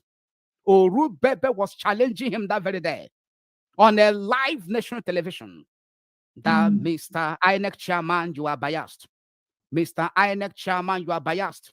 We cannot take it. We cannot take it. He was protesting. But his so-called fellow Niger Deltans never joined him in that very protest. And Jega never gave this man the hypocrisy in this country, in this very system. He never gave at us. They continue to read out the fraudulent and falsified figures of the result of the so-called concluded presidential election. And he awarded, he gave Buhari the certificate of return that he won the election. And how many years down the line, this same man that conducted such a fraudulent presidential election, in which the card reader did not even recognize Good Lord Jonathan 3 good times. CNN saw it. They saw it. The whole president. He is now telling you that Nigeria is in the process of total collapse, which he also contributed. But he is now shouting as a saint, as a patriotic Nigerian. But he contributed. He laid the foundation with the trowel in his hands and the cement. He laid the foundation that brought in this total collapse. And now he's crying foul. So, Pastor, thank you. Before we go into what you want to show, also just within this time of the changing of betting of this particular struggle, because the betting have changed and now it is in the hand of autopilot. I want you to see the update that is coming from Nigeria. We have already warned them that we're going to crush We're going to make sure that oil exploration in our land is brought to ground zero, and we are not going to back down from that. And then, of course, with that, you see that even though it is a long thing and a long time thing, there is a development that even if they have been planning it a long time ago, the development is that the oil company are leaving Nigeria. They are leaving Nigeria. They are beginning to sell the asset, and they are fleeing. They are fleeing Nigeria. They have to do that in a hurry. They are doing that in a hurry now. So they are leaving do it. Nigeria because they know that everything have failed. And the earlier they leave, the better for them. But the thing is that it is going to be often kupu, you know, for those who are going to be purchasing this thing, because we will make sure this is the only thing that is bringing Nigeria together, the oil, and the oil is in our land. So exactly. So now you see that the NMPC explain why bigger international oil companies are selling assets, leaving Nigeria. They will tell you all manner of stories. It is for the outside, it is for emission, and whatever story cock and bull. We know what is going on, and we are not backing down an inch. The freedom fight for freedom is not a child play, and we are going to make sure we continue. So, Pastor Maxwell, I will come to you now, so you can continue with what you wanted to show us. Yes. All right. This very economic sanction, as I've said before, is a wake-up call, and it's a clarion call, and it is a tax that every one of us that is an indigenous person coming from this part of the world must make sure we bring our own contributions, selfless sacrifices, ideas, strategies, without any parochial interest, without any personal interest, to make it succeed. We cannot miss this time around. I have said this thing several times at different fora. All the people that are on this platform, like the person you mentioned from AU, who is observing and monitoring this very broadcast, they must take this to heart, and they must take note of it. You see this generation of Biafrans, you see this very generation you are seeing. Forget about the misunderstanding we have in different places. Forget about it. This is the generation that has the mandate. This very generation has the mandate to restore Biafra, because this generation fell into the prophetic time frame for the restoration of Biafra. Jacob said, let me read it. Jacob said in Genesis 49, when he was about to die, he was blessing his children, and he was prophesying over them, telling them what lies ahead of them in the future. Genesis chapter 49. I am going to skip other verses, and I will go straight.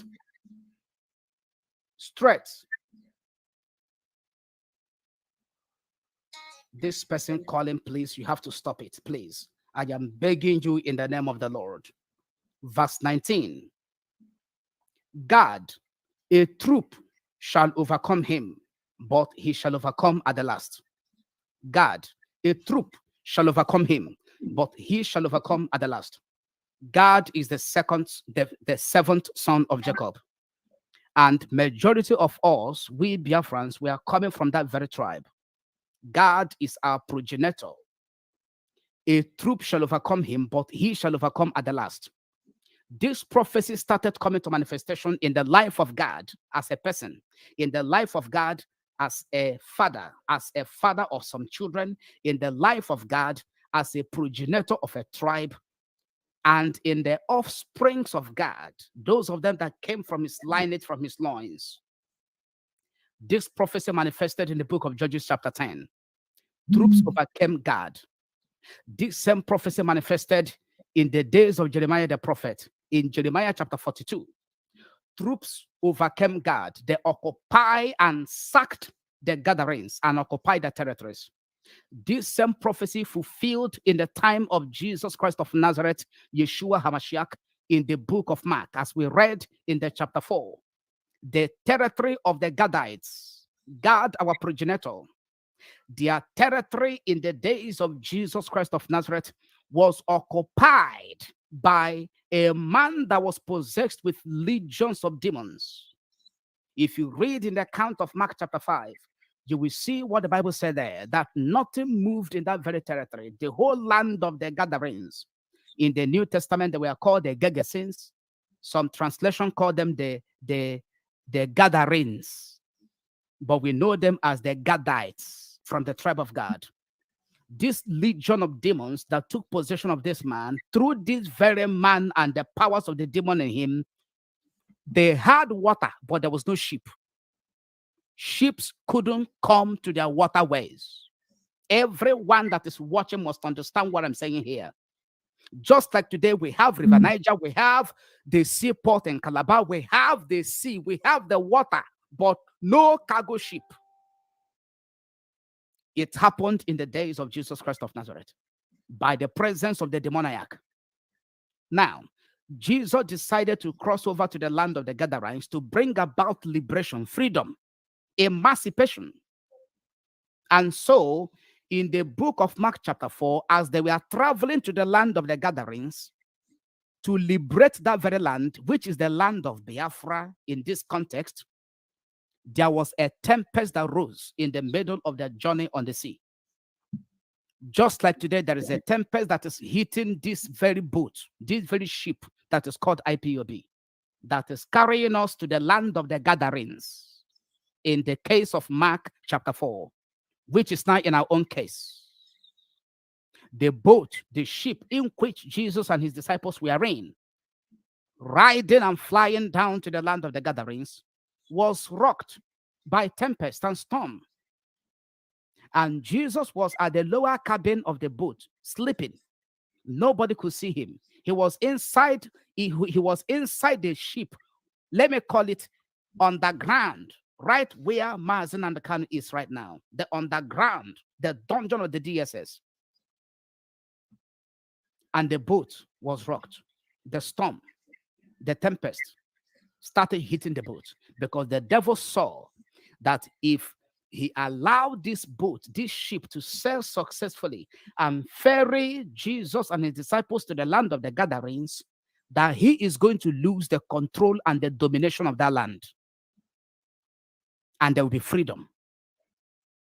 The same way they are attacking this boat, this ship, this mighty cargo supernatural ship, IPOB, that is carrying us and our master, Nnamdi Kanu. All of us, the disciples, all of us, those that believe in him, all the 12 disciples were in that very ship, and he was there too, to the land of Biafra, and the boat was rocked, the storm and the tempest. And that is why this exercise is geared towards calling out the master from the lower cabin of the ship, that he may rebuke the wind and the storm, that peace may reign, and that the boat will continue to sail to the shores of the Gadarenes to bring about liberation in that very land. Some of the disciples were bailing out the water. Some were calling the master to come out. Just like what some of us have been doing, including you and so many others. Some of us, we are doing exactly what the disciples of Yeshua, Jesus Christ of Nazareth, did in Mark chapter 4 and chapter 5. Bailing out water from the ship and also calling on the master to wake up, to come out and address the situation. And while waiting for the master to come out and address the situation, we should be doing something now, which may not be according to the stipulated principles of the structures of IPOB. I am still talking to everyone that is watching, including the international community, because I started by saying that they should forget about whatever that is happening among us. We are the generation that God has anointed to bring about this very last part of the prophecy I read to you now in Genesis 49 verse 19. about the victory of God. And I was trying to bring us home, to take us through track record, to understand that what I'm saying and what the Bible says is true. Because in the case of Jesus, it manifested. When Jesus came out, he rebuked the wind and he spoke to the wave. Because the wind, the resultant effect of the wind is the wave. Without the wind, the wave will not come. And he said, peace, be still. And there was peace.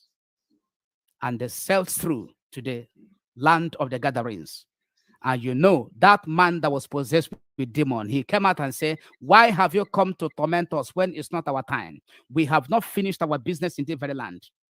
The economic deprivations and the political asphyxiations that we are carrying out in the land of Biafra, we are not done. Why do you want to come and destroy us before our time?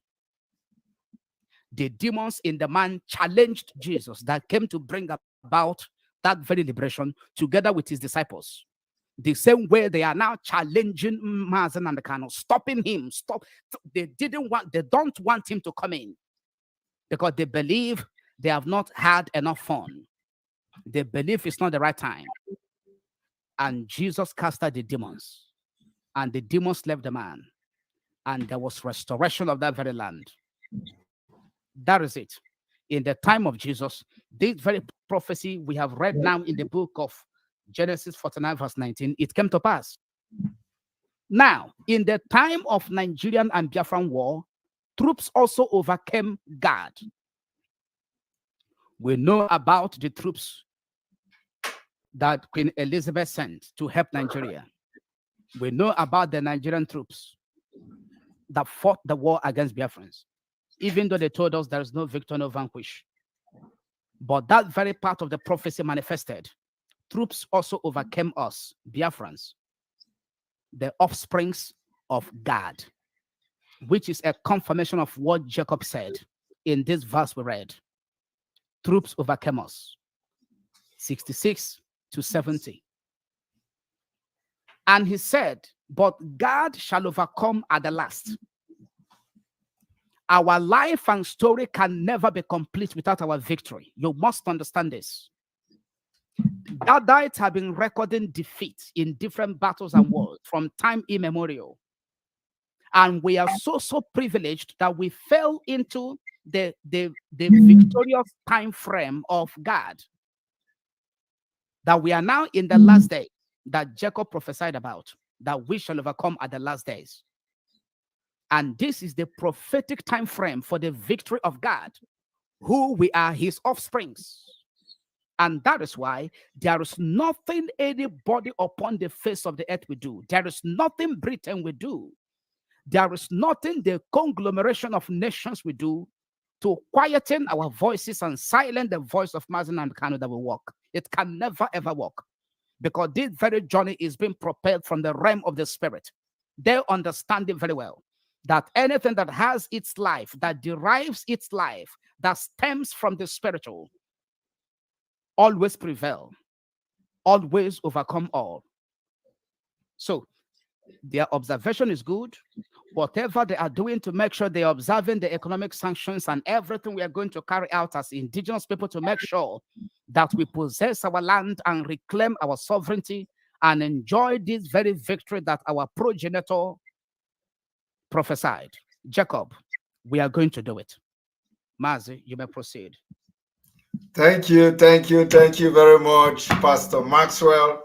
We are going to, in fact, this is not just a one-time broadcast. A lot of people are already suggesting that we have to be having you, every time, which I agree. I agree on that because Mazen Nnamdi Kanu need 100 men, and I promise God, or I beg God that before he come out, we are going to have more than 100 men waiting. That is, yes. And I can see the manifestation of that happening already with a lot of things that have happened, within this short period. So, I would want you to tell people, because, I have my own perspective why I think that you sit at home and order civil disobedience and economic sanction will be very effective. Like we have all seen, it is very effective. And another thing is that everybody is talking about sit at home, or we want to stop sit at home. Nobody is actually talking about the release of Mazi Nnamdi Kanu and about the reason why we are putting and making sure the sit at home continues until now. Until now, that we have destroyed those who have been sabotaging the movement and who have been sabotaging Mazi Nnamdi Kanu, until we destroy them, until God can take them away, because spiritually they are out of these struggles. Physically, they are already out. So it is just a matter of time. Nobody will hear about them again. So now that the government of Nigeria and these politicians have understand, they have come to realize that,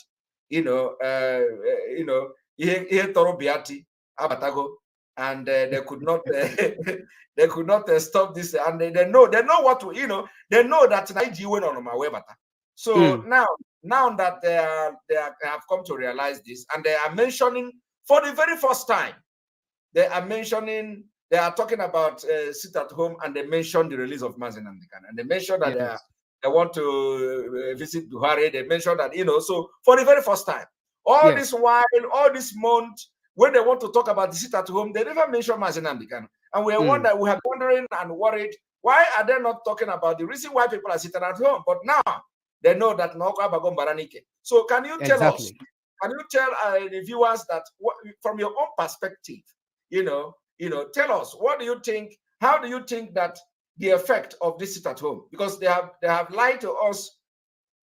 I have been able to explain, from my own understanding, what we believe that the sit at home will do, and of course, with other policies that we are going to bring to make sure that we move forward. So tell us, how does this sit at home affect? Now, you know that you as a pastor, the one that surprises us, me personally, is that you as a pastor, because Nigeria, the pastors, we know everybody, nobody wants to joke with Sunday. So you have explained something that God will come to you to, because they may think that I am now revolting against Christianity and all that, which how the people think. So tell us, how does this this sit at home, how effective it is, and how does it affect the government? Thank you very much. I would not like to share the script I promised I'm going to share, where I gave the prophecy that the sit-at-home suspension will not cross September. But for the purpose of for those who are watching, I am going to share it briefly for a few moments. Then you will hear by yourself. Then you will hear it. This was exactly when we were praying. I never planned, in our prayer room, and one of my members captured when I was praying. I never knew. And then this is it. This very day, the Bible said that Pharaoh said, I will allow you to go, but not very far. But we are declaring this very day, the biafra restoration shall go far. They are trying to place on it by truncating this very wonderful child of necessity that is called sit-at-home protest. Some of them don't know how come about the sit-at-home protest. By the special grace of God, I played a role in giving birth to this very wonderful spirit-oriented strategy, sit-at-home protest. How did it happen? When our people were being slaughtered during protest, when our people were being mowed down, when they were being illegally incarcerated and abducted, some of them enforced disappearances. I was crying. I have members. There are people under my leadership. I can't allow that to continue. Even if it has not happened to my member directly, I have conscience as a leader. I have conscience as a man of God. I have conscience as an individual that knows what is right and what is wrong. I said, no, these abductions has to stop. These killings has to stop. What should be the alternative? If our people stop protest, I was interacting with my spirit man. What I'm saying now was my interaction and discussion with my spirit man. I said, no, if our people stops this protest, the world will no longer hear what is going on. Are you hearing me, somebody? Yes, sir. If our people stop this very protest, because this very protest is what that attracts the attention of the world, that makes them to focus on what is happening on ground. It is the protest that gives our agitation voice. It is this very agitation, the protest. But then people were being killed at randomly, extrajudicial killings. And I said, no, it has to stop. But if the protest stops, it means we have been silenced. And I begin to ask God, what is the alternative? What is the alternative? Biafrans have lost so much people that they don't need to lose even one single soul again. Biafrans have died in millions. I was telling God, but then if this protest stops, then it means that we have been silenced. Let there be an alternative. I began to pray. I began to ask God, let there be an alternative. And before you know it, 30th of May, Heroes Remembrance Day, sit at home protest was introduced. And that was why in 2018, I personally covered it in my environment. I personally took camera. I went around. I held camera. I went around because I saw it as the manifestation of the prayers I've been praying together with some of our team, our members, that God should bring an alternative that will replace that very protest of coming out and being killed. And then sit at home became that very child of necessity, and it became so more powerful. Even the other protest has not been as powerful as the sit at home, because this sit at home talks about the selflessness of the people. This sit at home talks about that our people have abandoned their selfishness, they have abandoned materialism, and they are now hungry for freedom.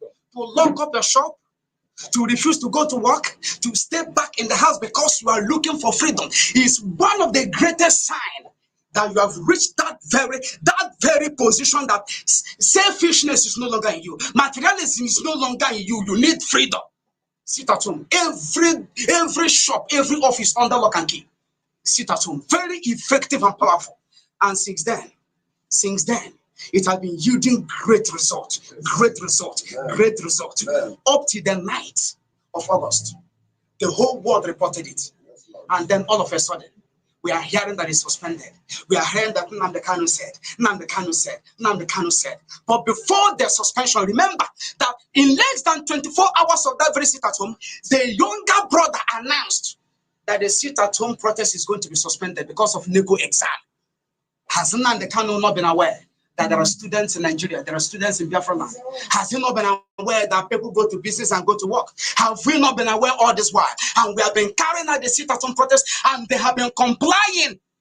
And this very point, our people don't need to be forced anymore. They complied with all their hearts. And then they said, Nnamdi Kanu said. Whatever Nnamdi Kanu may have said is based on the information that were given to him.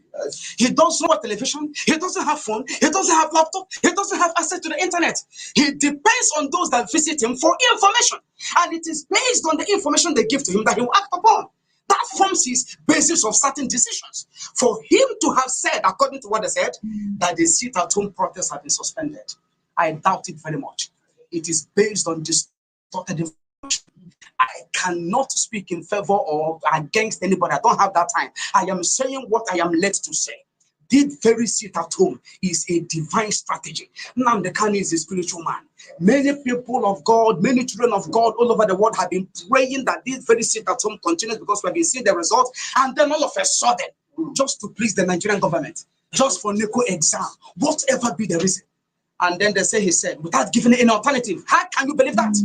And so I am praying, if this very sit-at-home protest that is being suspended today is as a result of the handiwork of the enemy, if this very sit-at-home protest that has been suspended, the same Nnamdi Kanu said, if it is the handiwork of manipulation, if it is the handiwork of those that want to elongate the freedom of Biafra, if it is an orchestration of the wicked in order to keep Nnamdi Kanu in detention, it shall not exceed September. I decree it very day. All the people that have been using this very agitation, this very. Thank you very, very much. Thank you very, very much, Mazi, Simon, Eba, and our viewers. You had it. The mark of a prophet is that whatever he says comes to pass. That is the mark of a prophet. I purposely didn't want to interrupt it because I wanted the world to get the message again clearly on this platform. There is nothing I need to elaborate coming from that very video. You had it when I said it. That if it is as a result of the handiwork of the enemy, that it will not exceed, it will not cross September. And on the 24th of September, they gave up. Now, we don't need evidence everywhere that if you're talking about economic sanction, it is long overdue. We shouldn't be we should be implementing it as at last 2 years or last year. Yes. So I don't want to go into much dissecting of it. No, we have done enough. We have done enough talking and talking. Yes. If you're talking about civil disobedience, this video the world watched now is another confirmation that this civil disobedience in this version of sit-at-home protest in Biafra land is divine, is potent. I don't know how we're going to explain it. I don't know. We have seen the evidence. We have seen the results. We have seen that this is one measure that affects both the mighty and the low, that makes the governors to cry. You heard the voice of lamentation of Omahe as you read it to us here. Yes. He mentioned the same sit-at-home. You heard it in the video. I was explaining how this sit-at-home was born. This is not about taking credit. I took it upon myself. I was the first person to call for the first general prayer for Mazen and Khan when he was abducted in 2015. I was the first, fasting and prayers every Saturday. We kept praying for him for 18 good months. 18. Every Saturday of the week, 4 p.m., we pray. We fast and pray in the day. In the evening, we summarize it. Send people to Iguachan precisely in Dube. Ask the IPOB coordinator, Iguachan. He will tell you. We are praying. 21st of October, 2015. That was when the prayer started. Every Saturday, after hearing that breaking news that he has been arrested in Lagos, I announced prayer. Everything that I'm appearing on your platform, or I'm appearing before the camera today talking. It's not that it may be they will just want to come and do show. No. Anybody God has ordained for certain assignment who has been carrying it out, God knows how to, from stage to stage, take him to higher assignments and offices to deliver. It's not dragging, it's not position, it's not whatever you may call it. That prayer lasted for 18 good months until Mazen Khan was released. That prayer changed my system, my body system, my appetite. That up to now, I find it very difficult to eat on Saturdays. It affected me. God helped us, sustained us against all odds until he was released. Now, when he was in detention, the street protest was going on in Biafra land. As I explained in that video, our people were being abducted, our people were being killed, and it affected me psychologically and emotionally. And as a leader, I began to pray for God to bring an alternative. And in the course of that prayer, sit-at-home was born. That is why, look at all the whole strategy, all the whole press release, all the whole antagonism against sit-at-home protest. It has not stopped. Because it's a child of necessity born on the altar of prayers. And anything that has its life in the spiritual, you cannot just kill it with a physical measure. You can never, ever do it. Sit-at-home. I am going to explain autopilot. I've explained it to some people, my audience, during some of my broadcasts some time ago. Last month, I have done it.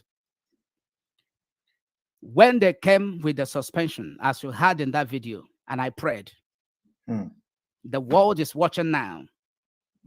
that if it is the handiwork of the enemy, the suspension will not cross September. And the prophecy came to pass. They couldn't suspend it. They couldn't stop it. That was when it entered autopilot. And that was where your statement came from. After that very time that our people refused to comply with the suspension, and they were trying to a kind of stage war of words with our people. Yes. Trying to see who is going against the structure, the command and control, the chain of command. Not knowing where this sit at home came from, spiritual. Yes. And then they couldn't control the people anymore because it is divine. They couldn't stop it. It now entered autopilot. What is autopilot? Something occurring on its own. Something happening on its own. Just like when you are the person, if you are the person that sets your clock to wake you up, your alarm to wake you up by 5 p.m. or 3 p.m., whatever time every day.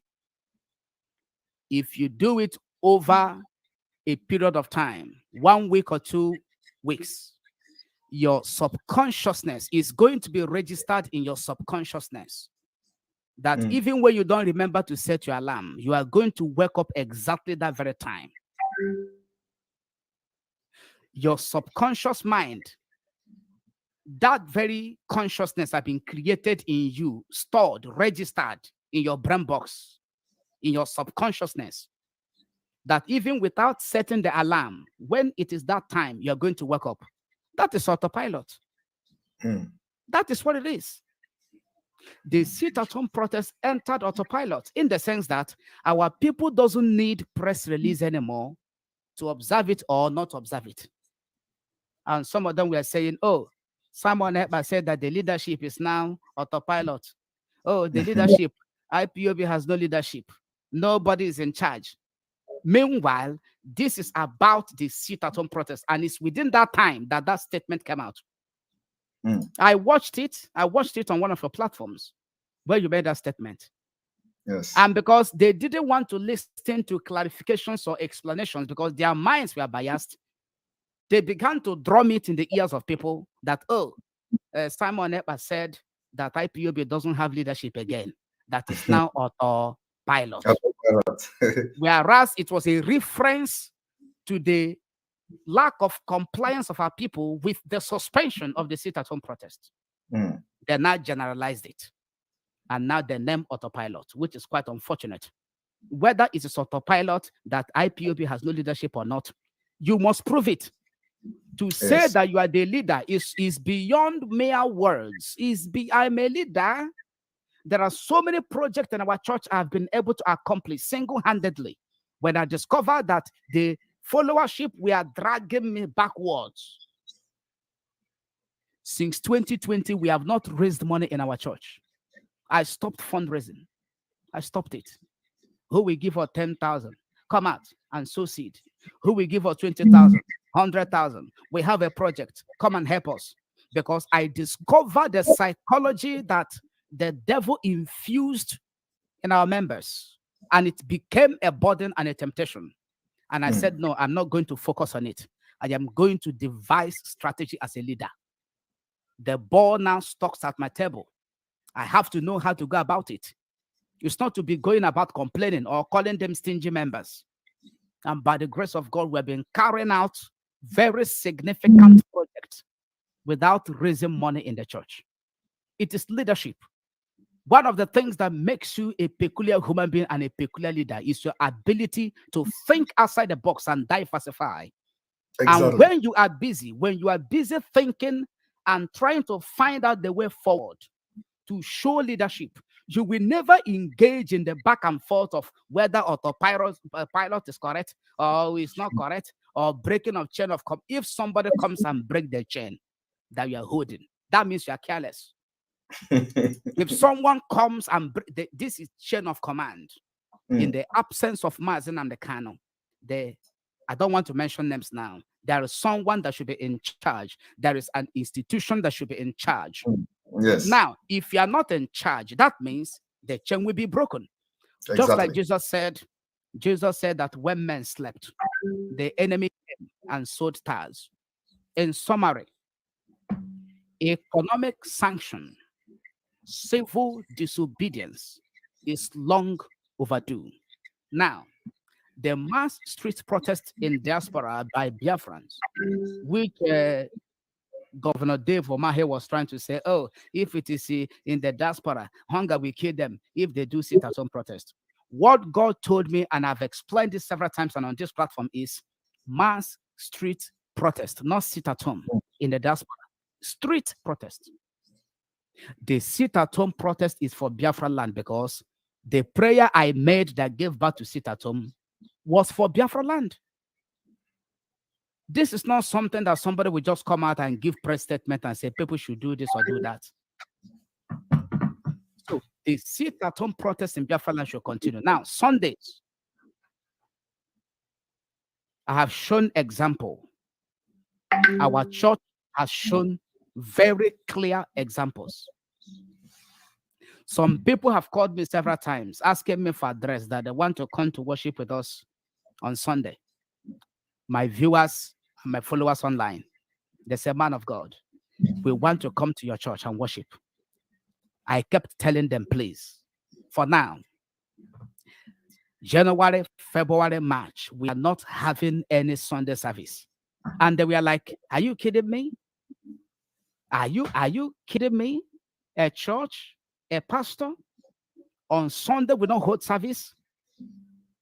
Given the economic situations of Nigeria, that many to come to church on Sunday for prayers, for miracles, and also, what is the prevalent mindset of every average man of God in Nigeria? That they cannot do without coming to church on Sunday for tithe and offering, which many people have been condemning. Even some of them watching now, they have been condemning it. All these so-called pastors, all these fake pastors, they cannot support Nnamdi Kanu. They are against Biafra because of tithe and offering. But the same people have not seen Maxwell Ekenenna with him. The same people have not seen our church.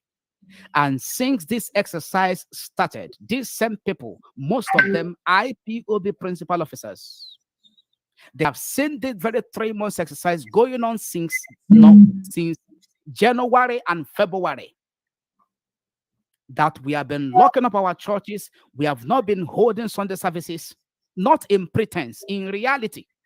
Yet, they don't want to support the exercise by sharing it, by streaming it on their platforms. The hypocrisy is quite confusing and complicated. The sit at home has come to stay.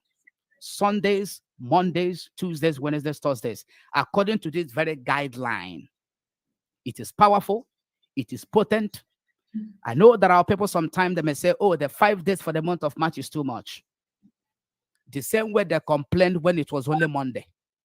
The most important thing is, let us begin from somewhere. We have already started. What we have to do is to advance.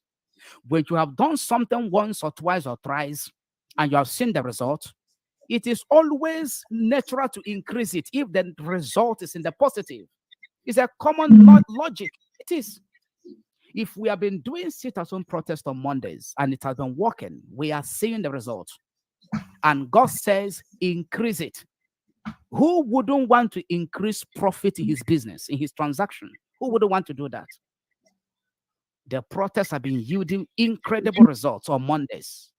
And God said, increase it. Why are some of our people indifferent about it? When you know that it is yielding a very powerful result already. Yes. It's making the oppressor cry. It is making them to beg. Look at Dave Omahe for the first time. The chairman of the Southeast Governors Forum. Look at him. He is occupying a very strategic political position in the region. Yes. Yes. And he has made, forget about the unknown gunmen he's talking about. That is just, politics. Yes. The point is the economic sanction that you have already won them that is coming, Yes. which is I've been coming. talking about. Yes, imminently. and it should come like last year, as I said before. Yes. And also the sit-at-home protest that is ongoing already. These are potent exercises. Potent. We don't need to think about it. We have to start implementing. We have wasted a whole lot of times by trying to consider those that are actually clogs on our wheel of progress. We have to start. We have to. And this will force them to release Mazi Nnamdi Kanu. If our people get mesmerized by this very press release of Dave Omahe and go back to their houses and fold their hands and say, oh, they are doing something about it, they will lose it. Just like the eve of Anambra election. The eve of Anambra election, 6th, that they, called off the lockdown with the hope that there is a political solution that will release Mazi Nnamdi Kanu. And we have not seen anything out of it. Let them not look at the statement of Dave Omahe. And then I said, okay, hence they are talking about it. He wants to meet Buhari. Mazi Nnamdi Kanu will be released very soon. Okay, let us not. Pastor. You know that our own, we don't. They know what we were going to do. They know, some of them, they know us very well. So we are not those who you will promise something and we listen. No, we have our eyes on the ball. We want to see it. Not we have gone past that very time of promises. Exactly. And that was exactly what I said in the guideline of this 3 months exercise. That no press release will stop it. No broadcast will stop it.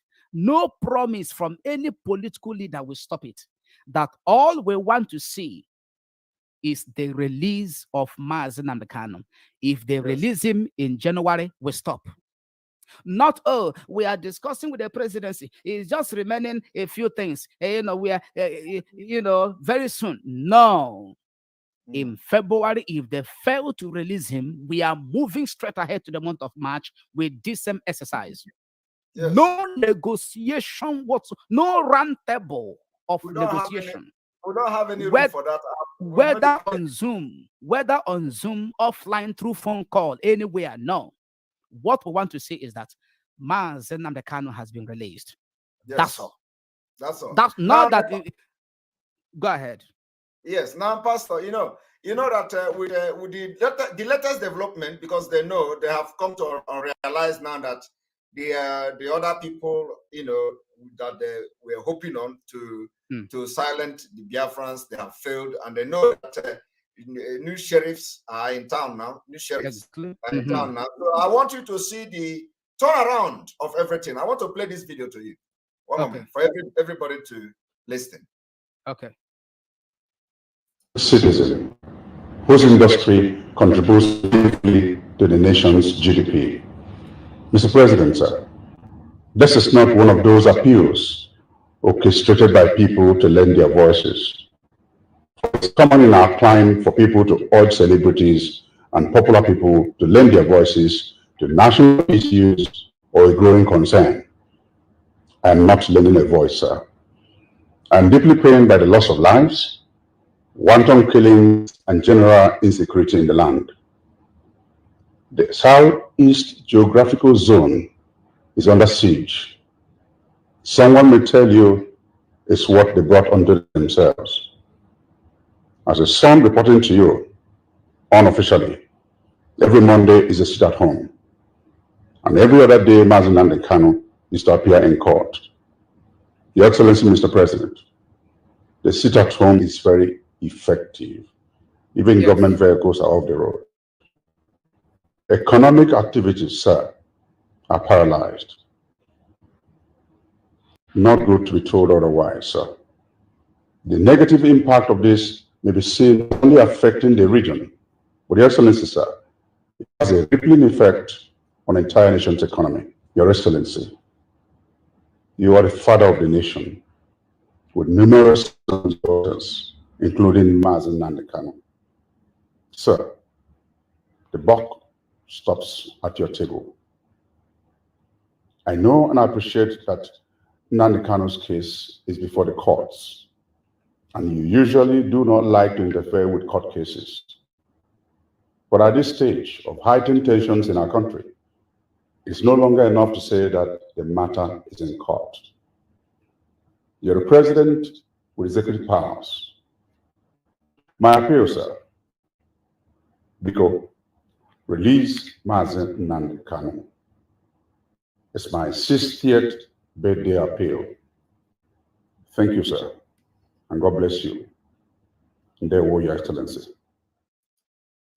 That is something you never heard before. And so when we tell them that the game has changed, we are not just saying it by our mouth, okay?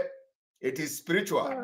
And like everybody have said, and like you have mentioned, like we have always been saying, that what you don't know is bigger than you. I told them that from the 1st of March, the new dimension will come, and this is what is going on now. So, Pastor, over to you. I am really, really excited. You know why I'm excited is because when you are on the right path and witnesses and evidences comes around to prove it, you are vindicated and you are always very, very happy. Not that they paid you money, no. Not that you won lottery, no. When there is vindication, when there is confirmation that you are on the right path, there is nothing as more thrilling and fulfilling as it. That the same people who are crying blood from their eyes, asking us so many questions when this very situation was introduced. How can Igbo man lock his shop? You remember that was the first questions they were asking us. Yes. How can an Igbo man that loves money so much lock his shop and sit at home? It will never happen. Now they are begging us to stop. That is when the right people do the right thing. Yeah. Not the wrong people. Everybody cannot carry out every task. There are people that have certain virtues to carry out certain tasks and assignments. We are the generation. Master Simon, I said, it is long overdue. And remember the analysis I made a few minutes ago before you play the clip. Yes. That if you have used a method, a strategy, you have applied it in your business or what you're doing, and you see the results, you see the difference, you see the margin of the results, very positive and huge. Is it not wise? Is it not common sense that you increase it? Is it not? All right, Pastor, let us go on commercial so you can sip some water and then all that, and we can begin to round up after that. So we're going to go on commercial now. Okay? All right. It's okay. Thank you very much. In this broadcast today, we are going to call on the politicians in Biafra land to pull out every military formation from Biafra land. We do not want to see military anymore gallivanting and killing people in our villages, in our communities. We will bring this particular war not to the military, but to those who are responsible in bringing those military to them, to our place. So we are today giving notice to the politicians who have now militarized our territory. They have turned democratic process and democratic government into a military dictatorship. They have turned Biafra into a war zone. So we are giving them between now and the 15th of March to pull out military from Biafra land. We are not saying you should leave your barracks. We are not saying you, but you must be out of our villages. We do not want to see military operation anywhere in Biafra land, starting from the 15th of March 2022. Starting from the 15th of March 2022, if we see any military going around and burning any houses, we will bring war to those who bring them, not only the military. 27 February 2022. These people, they don't have any other option than to surrender. We know that it's the Fulani herdsmen that are supposed to carry cow, they waka. Now they don't drop the cow, carry gun. Gonna kick bazaar. How maka, how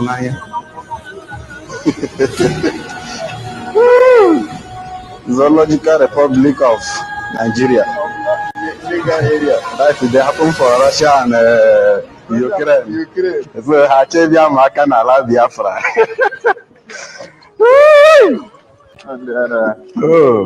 And boys are quite go other Biafra or there to kick bazaar. From the 15th of this month, if you continue to come and kill our children, kill our women, kill our men and our elderly people, render them homeless, and create IDP camp where there are not supposed to be IDP camp in the 21st century, we are going to bring the war to those who were bringing this military and who ordered them to come down. And we know who you are.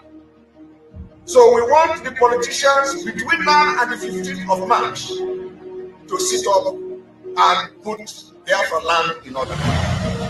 We don't want to see any kind of chaos anymore in Biafra, except that we want the war to continue in Biafra land after the 15th of this month, and there is no concrete arrangement to pull the military out of our land.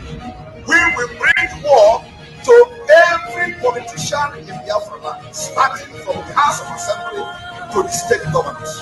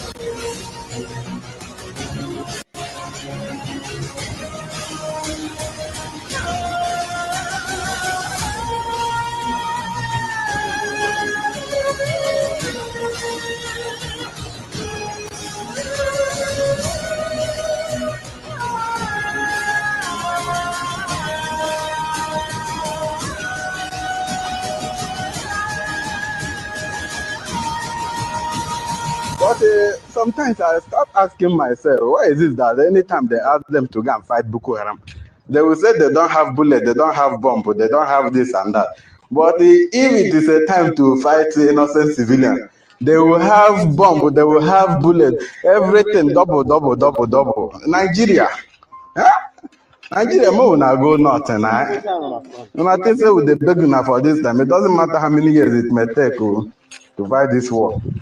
We are calling on the governors, we are calling on House of Assembly members, we are calling on those state executives to come openly before the 15th of March to either exonerate themselves or take responsibility like Solomon or Rosama and come publicly to say he is the one breaking the military. So his goal is that he has made it very clear, and we know how to get it at the end of the day when the time comes. So we are saying that we are giving the politicians and the political leaders of the Southeast between now and the 15th of March to pull military out of Biafra land. Otherwise, we are not just going to take this war to them, we will start from there.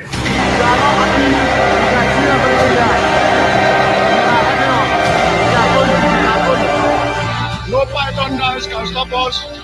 No zoo forces can stop us. We are resolute, we are determined to get Biafra. Sit at home on that particular day. If we see you moving around, you are your own. Your freedom is in your hands. It is going to be fought inch by inch, block by block. Rooftop by rooftop. Yes, sir.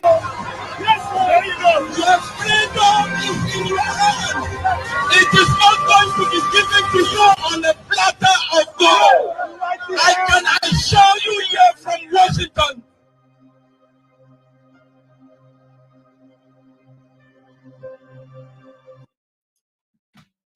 Welcome back, Pastor Maxwell.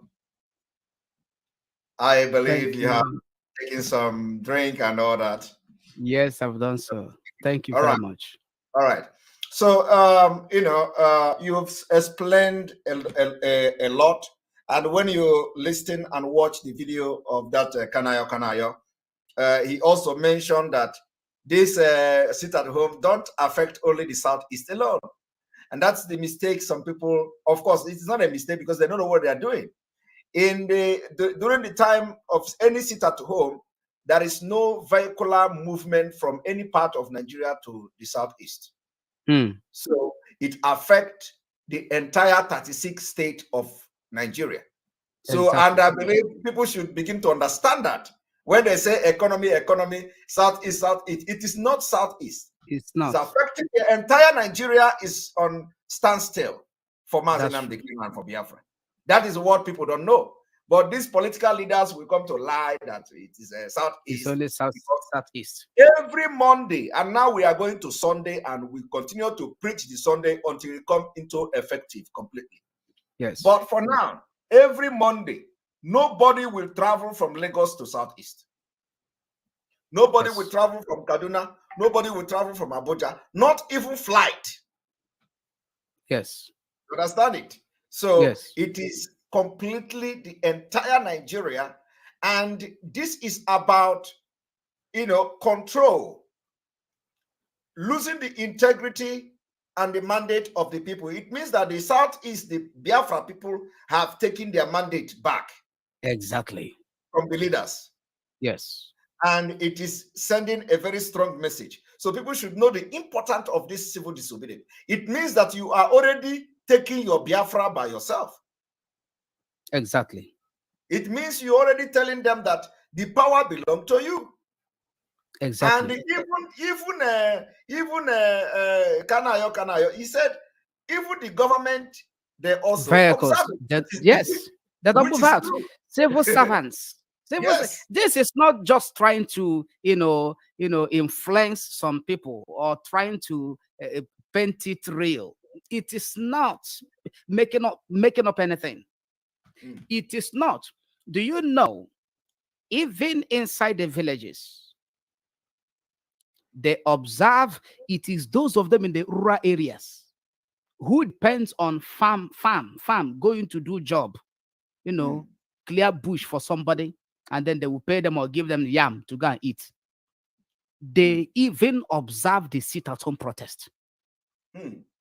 One of the days, I was going for humanitarian service at Izombe in Imo State, Uguta local government, after the military invasion of that very community, Umuoko in Aboshi Autonomous Community, Uguta in Izombe, Imo State. I went there to conduct interview by myself on the victims of that very military carnage.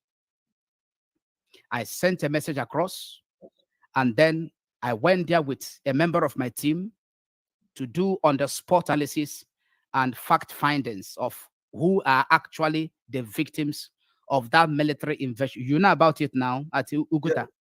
Yes. When I announced my coming, my visit, did you know that they told me don't come that very day? Monday. After Sunday service in our church, that was last year now, but then we have not started this Sunday sit at home. I told them I'll be coming the next day, be Monday. They told me, Pastor, please don't come home. We are sitting at home. These people know that I was coming to provide some help for them. Humanitarian service, to buy them food, foodstuffs, toiletries, whatever, and money to help them because their houses were burnt down to the ground. Yet they said, don't come on Monday. I know you are coming. I am not making it up. People that know me knows that I say the truth the way they are.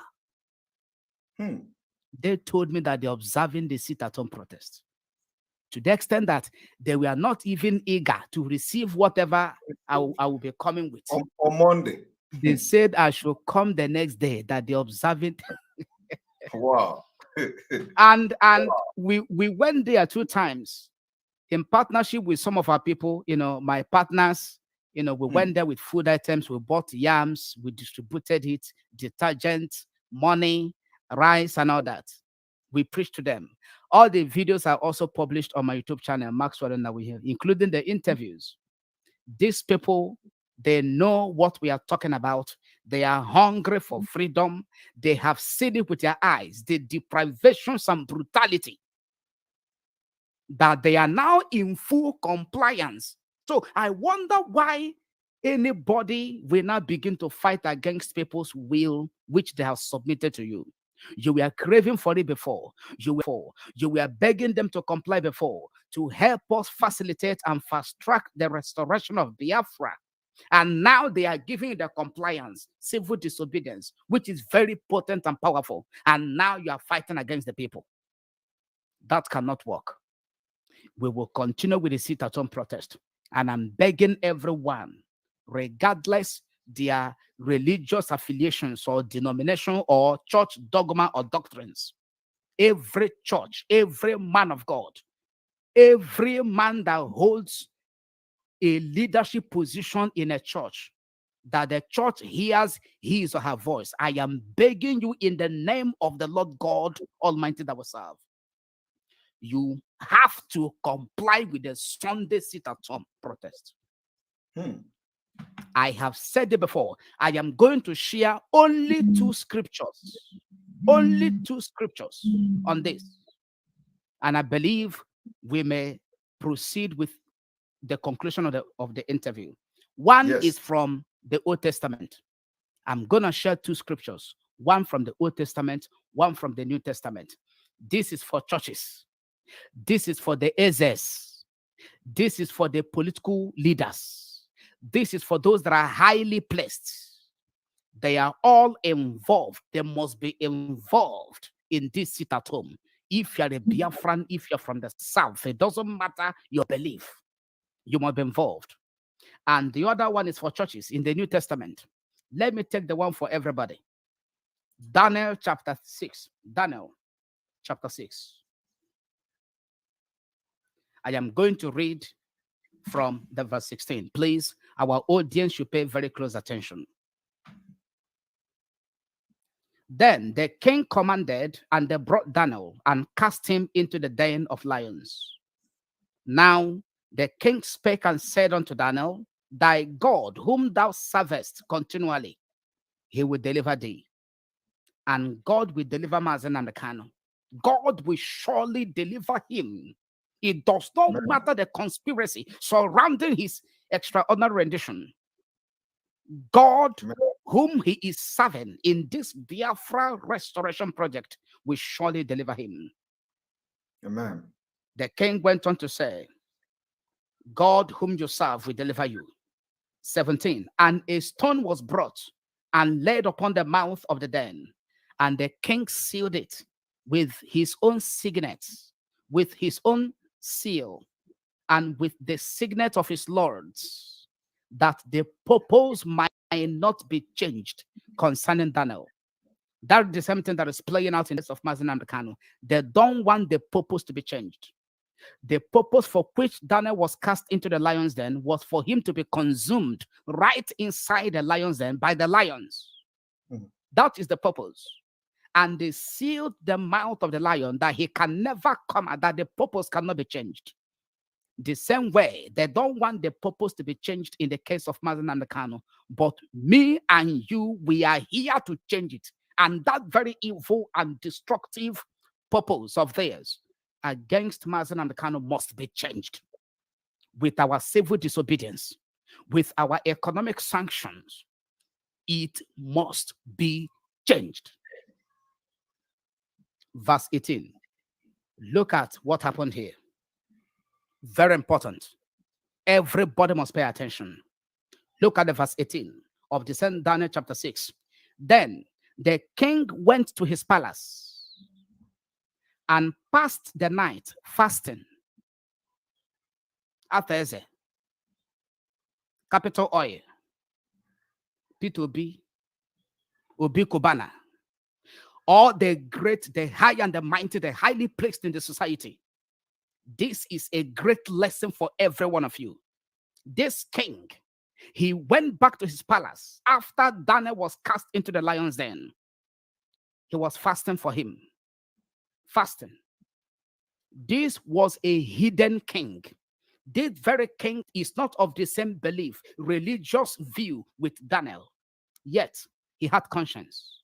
Yet, he knew that it was wrong for Daniel to have been cast into the lion's den. He had no sin, no error. The only error, the only fault they found in him was that he did not comply with the law of the king that was against his faith, his belief, his conviction. Just like Mazen and Kanu have refused to comply with British, have refused to comply with every Eurocentric laws and principles and posture that is against the sovereignty of Biafra. That's why they cast him into the dungeon in Abuja. That's why they cast Daniel right there inside the den of the lion, because he refused to comply with them. What did the king do? Number one, he went back to his palace after Daniel has been cast into the lion's den, and the king was fasting. It is clearly recorded here in the Bible. He passed the night fasting. He went home. That is sit at home. He went back to his palace. That is sit at home. And he was fasting. He passed the night fasting. That is fasting. That is protest. Sit at home. He didn't go somewhere else. He went back to the house. Now, other things that will prove to you that the king actually protested, I am going to read them in the next clause. Listen. Neither were instruments of music brought before him, and his sleep went from him.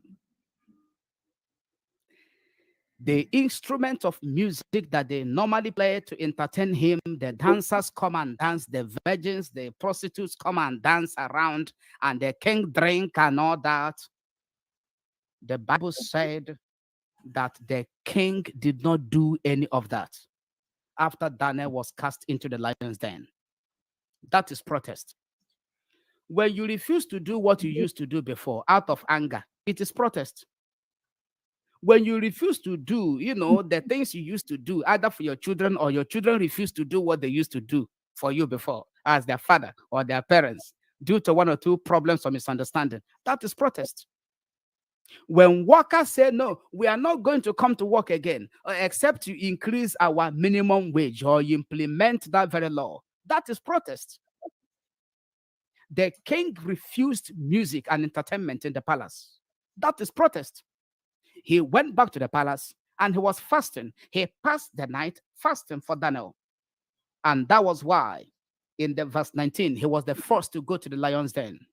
He was so anxious of Daniel. He was so consumed. He was so encumbered. He was so concerned with the welfare of Daniel in the lion's den. He never slept. That is protest. He went to the lion's den. And when you read the next verses, you will see the speech of the king when he discovered that Daniel was alive, that he didn't die in the lion's den. And he proclaimed that the God of Daniel should be the God that everyone will serve. The next, this scholar from Stone Cold, I'm live on air, please. The next scripture I'm going to read now is from the book of Acts. I have given the kings their own, all our traditional rulers, your fellow king in Daniel, look at it there. Your fellow, they say, where's there? And you are sleeping in your palace. And our Daniel is in the lion's den. You are sleeping. You are you have to stop it. As I said yesterday and today, every one of you that feel you are not concerned with what is going on with the Kano, try and go to the DS Boja Nigeria. Don't be scared. Don't be afraid. Nobody will touch you. Go when you get there and you see Mazen and Kano, be it known to you that you are seeing your future there. You are seeing your dignity there. You are seeing your human rights there. In the form and in the shape of Mazi Nnamdi Kanu, because that is what he represents. That is exactly what he represents. And then we must go to the book of Acts, chapter 12. The book of Acts, chapter 12. It's in the New Testament. This is for those that claim that they know the Bible more than us. Those that read the Bible, they turn it upside down. Those that want to practice a very convenient Christianity. They think that, oh, the will of God should be convenient. You can remote control God and remote control the will of God. You know, any verse of the Bible that is calling you to make a sacrifice that is selfless, that you will not benefit anything. No. That one is in the Old Testament. No. We are now under grace. And anyone that will benefit you in the Old Testament, you will switch over to it. No. Serving God is unconditional. Let me show you a very clear example of what the early church did. The same early church and apostles that handed over the Judeo-Christianity to us, which many of them are not practicing today. I'm going to show you what they did. I am going to show you what they did. Acts chapter 12. I am going to read from verse 1 for a better understanding. Now, about that time, Herod the king stretched forth his hands to vex certain of the church. 2. And he killed James, the brother of John, with a sword. And because he saw it pleased the Jews, he proceeded further to take Peter also. Then were the days of unleavened bread. Verse 4. And when he had apprehended him, he put him in the prison and delivered him to 4 quaternions of soldiers to keep him, intending after Easter to bring him forth to the people. Verse 5. Peter therefore was kept in the prison, but prayers was made without ceasing, without stopping, no break of the church, by the church, unto God for him. Unto God for him. Now, look at the verse. Look at the verse 10. When they were past the first and the second gate, they came unto the iron gate that leadeth unto the city, which opened to them of its accord, and they went out and passed on through one street, and forthwith the angel departed from him. That is what happens when the church do the right thing. There is mighty deliverance of the captive when the church rises up to do the right thing. Did very matter the release of Mazi Nnamdi Kanu. I am accusing many churches that have refused to comply with this. They are culpable. In the court of heaven, they are complacent. They are accomplices. As they prayed together, I will show you that they sat at home. I will show you in the following verses that the church actually sat at home. No Sunday service, no church service, no activity because of people. An angel went in and released him. Now, look at verse 12. And when he had considered the thing, he came to the house of Mary, the house, not in the church. He came to the house of Mary, the mother of John, whose surname was Mark, where many were gathered together praying. They sat at home in someone's house. They sat at home in the house of Mary, the mother of John Mark. They were not in the church praying. They were not on the altar praying. They were not in the prayer team room praying. No. They sat at home. It was not in a religious gathering. No, not in a crusade. Some will say, oh, we are, as the church is running, we are remembering Nnamdi Kanu in prayer. No, we know you are remembering him, but sit at home for good. Practice what is in the word of God. This is New Testament. This very act of the apostles now. They handed over the Judeo-Christianity to us. Look at the footsteps and the examples. It was not a revival program that they were praying for Peter. No. They sat in the house of Mary, the mother of John Mark. You can see it there, right in the verse 12 of chapter 12 of Acts. They gathered there They sat at home and they were fasting and praying for Peter. No evangelism, no church activities. Verse 13, and as Peter knocked at the door of the gate, a damsel came to hearken named Rhoda. I'm going to stop there because of time. It is very crystal clear.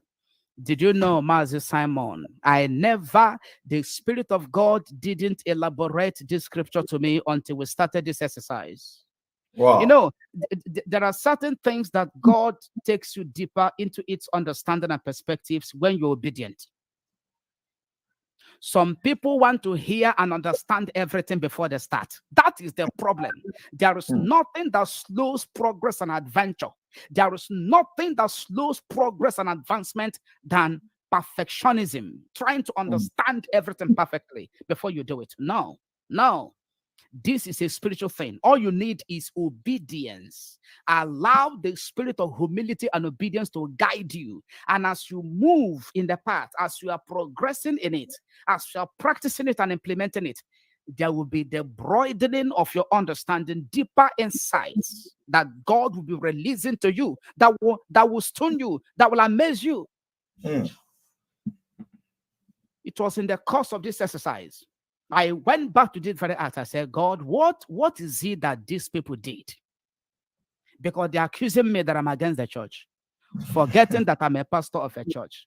They are accusing me that I'm against pastors, forgetting that I'm a pastor. They are accusing me of so many things, forgetting that also that offering, I need it for the work of God. That tithe, we also need it as a church for the work of God. And that I'm also affected. And God began to expose it to me. It was then I discovered that these people actually protested and they sat at home. And you can see it in that verse 12 of chapter 12, that the people gathered in their house at home, not in church. And they were praying for Peter. Everything was put on hold because Peter was the leader of the church at the time. The destiny of that very generation of church was on him. He was carrying them. The same way that Mazen Namdekano is not only the leader of Biafrans, every man of God that is a Biafran, Mazen Namdekano is your leader. They must understand it, for goodness sake. The same way that there were so many people that know about the God of Abraham in the time of Moses, God bypassed all of them and picked Moses, who was born in the land of Egypt. You don't question God in his decisions. You don't question God in his purpose. God is God. Anything he decides and purposes in his heart is what he will do. Allow him. Let his will prevail. You are still going to make the money from your church. You are still going to run your programs. After Peter was released, the church went back to work. The church went back to services. The church went back to all their programs. And they progressed. I appealed to them in that very video of the guideline, yet it fell on deaf ears. And I'm still using this platform and opportunity to talk to them again. They have had it from the word of God, not me talking. From the Old Testament to the book of Daniel, we have read it. From the New Testament, we have read it. You have no more excuse. I rest my case. Thank you very much, Pastor Maxwell. Believe me, Biafra people, over 15,000 people are watching this thing now, live and direct on our platform alone, apart from other people that hooked up on this platform. And we have been blessed by your immense contribution, input, word of wisdom, word from God, and the prophecies as well. I must say that, you have a slot on Voice of Biafra. So as soon as it is complete and we have it on all stage, you are going to be talking on Voice of Biafra any day, anytime you want to go on air. You just let us know and you'll be live on Voice of Biafra. Yes. Thank you very, very much, Master Simon. Thank you. Thank you. And may the Lord bless you. May God bless you. I think it's not my last, my vote of thanks. I think it's not my closing remark. I think you can make a closing remark. You can make a closing remark, but remember that I will be knocking at your door. So any day I knock at your door for a new topic, we are going to be here. It's okay. It's okay. Thank you very, very much, our viewers. Thank you, every one of you that have made this very broadcast and this very interview to be a success. Thank you, Mazi Simon Epa. Thank you. It was for such a time as this that God gave you this very privilege and opportunity to be here with us. As Mazi Namdekano announced that you're one of the people to be listening to. I want to thank you immensely for all your efforts so far that have yielded very good and uncommon results. And moving forward, please never ever deviate. I am saying the same thing that Mazen and Kanu told you some time ago. I am pleading with you. Please, please, please, never, ever, ever Pastor, continue. why is everybody warning me? I am not going to deviate. Please, because what we are doing, yes, what we are doing will outlive us. Yes. This broadcast, this interview today will outlive us. The video will never die. Your platform's the same. We are leaving legacy behind. We are the pathfinders in this very generation. That others that are coming behind us will follow this path of sincerity, forthrightness, and straightforwardness. Lack of compromise, no matter what. And I want to thank everyone that are working with you. It is not easy, the battles you are fighting and you're facing. Yes. I want to thank all of them, your admins and every one of them. And of course, all those working with me as well, praying for me, those of you being so supportive. I want to thank everyone. And I want to thank the Most High God, and I want to pray. Father, in the name of Yeshua HaMashiach, we thank you for this privilege of coming to your presence on this very platform, oh God, to discuss about issues that are of great importance to your people, which is also central in your last days' expectations and purpose, which is the restoration of Biafra. We thank you for the arrowhead of this movement, Mazen Namdekano, who has been held down in the DSS dungeon in Abuja, Nigeria. Blessed Father, may your ears be open and attentive to all our prayers, both the prayers in the time past, the prayers we have made today, and the ones we are going to make every other day. Lord, we pray that you grant him speedy deliverance, oh God.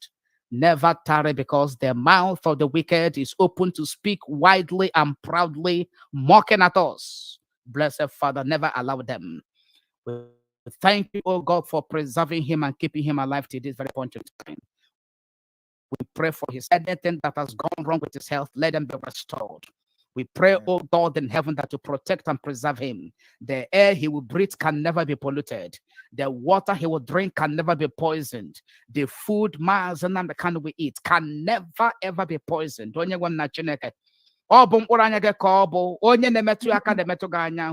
that rises against him, oh God in heaven, they shall all fall into shame and disgrace. Blessed Father, expose every hidden secret behind this extraordinary rendition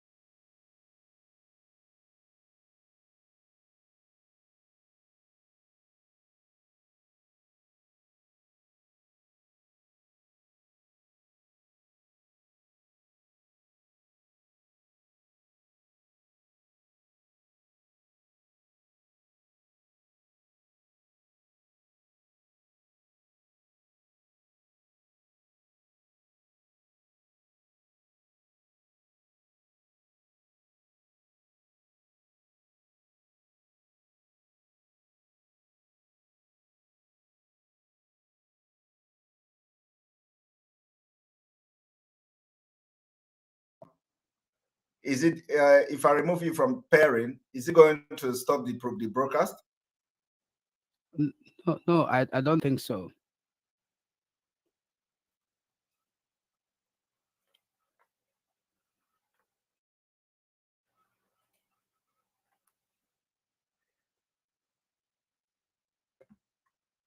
I think okay, you can try to share it now.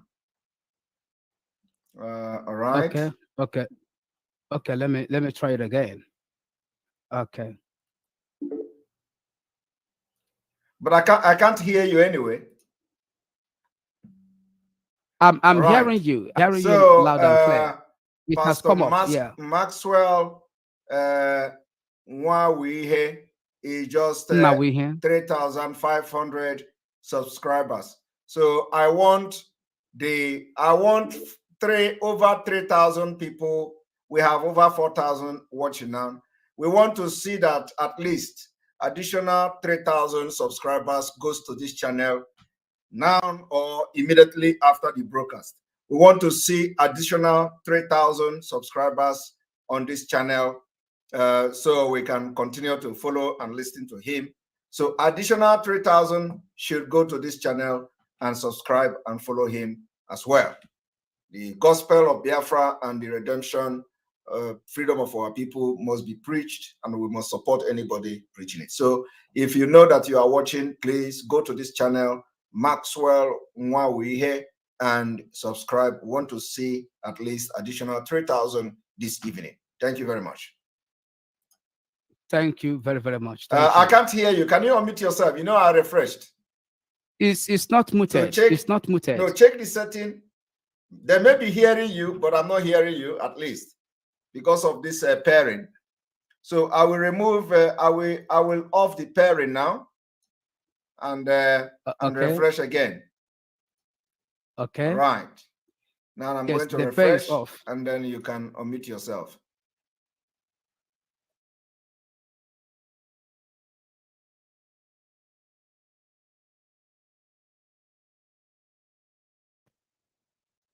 Are you there?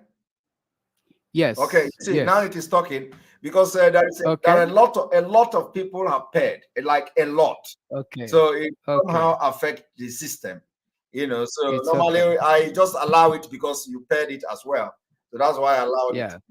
All right. So so thank you very much for being part of the program. We appreciate you, and I hope to see you again. Thank you. I will. Thank you very much. Bye for now. God bless you. Thank you. Yeah. All right. Where is our? All right, Nelly. Dr. Nelly, I'm going to bring you because you have been in the forefront of this Sunday Sit at Home, and today we have just a pastor who who have come to show by example, and this is surprising. So, Dr. Nelly, welcome to the program. Dr. Nelly, unmute yourself.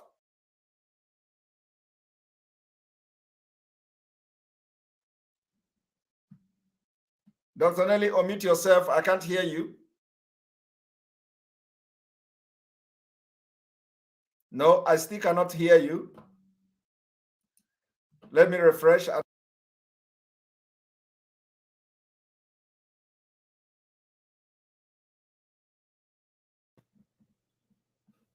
Are you there? No, touch the stuff, the setting, and unmute yourself, please.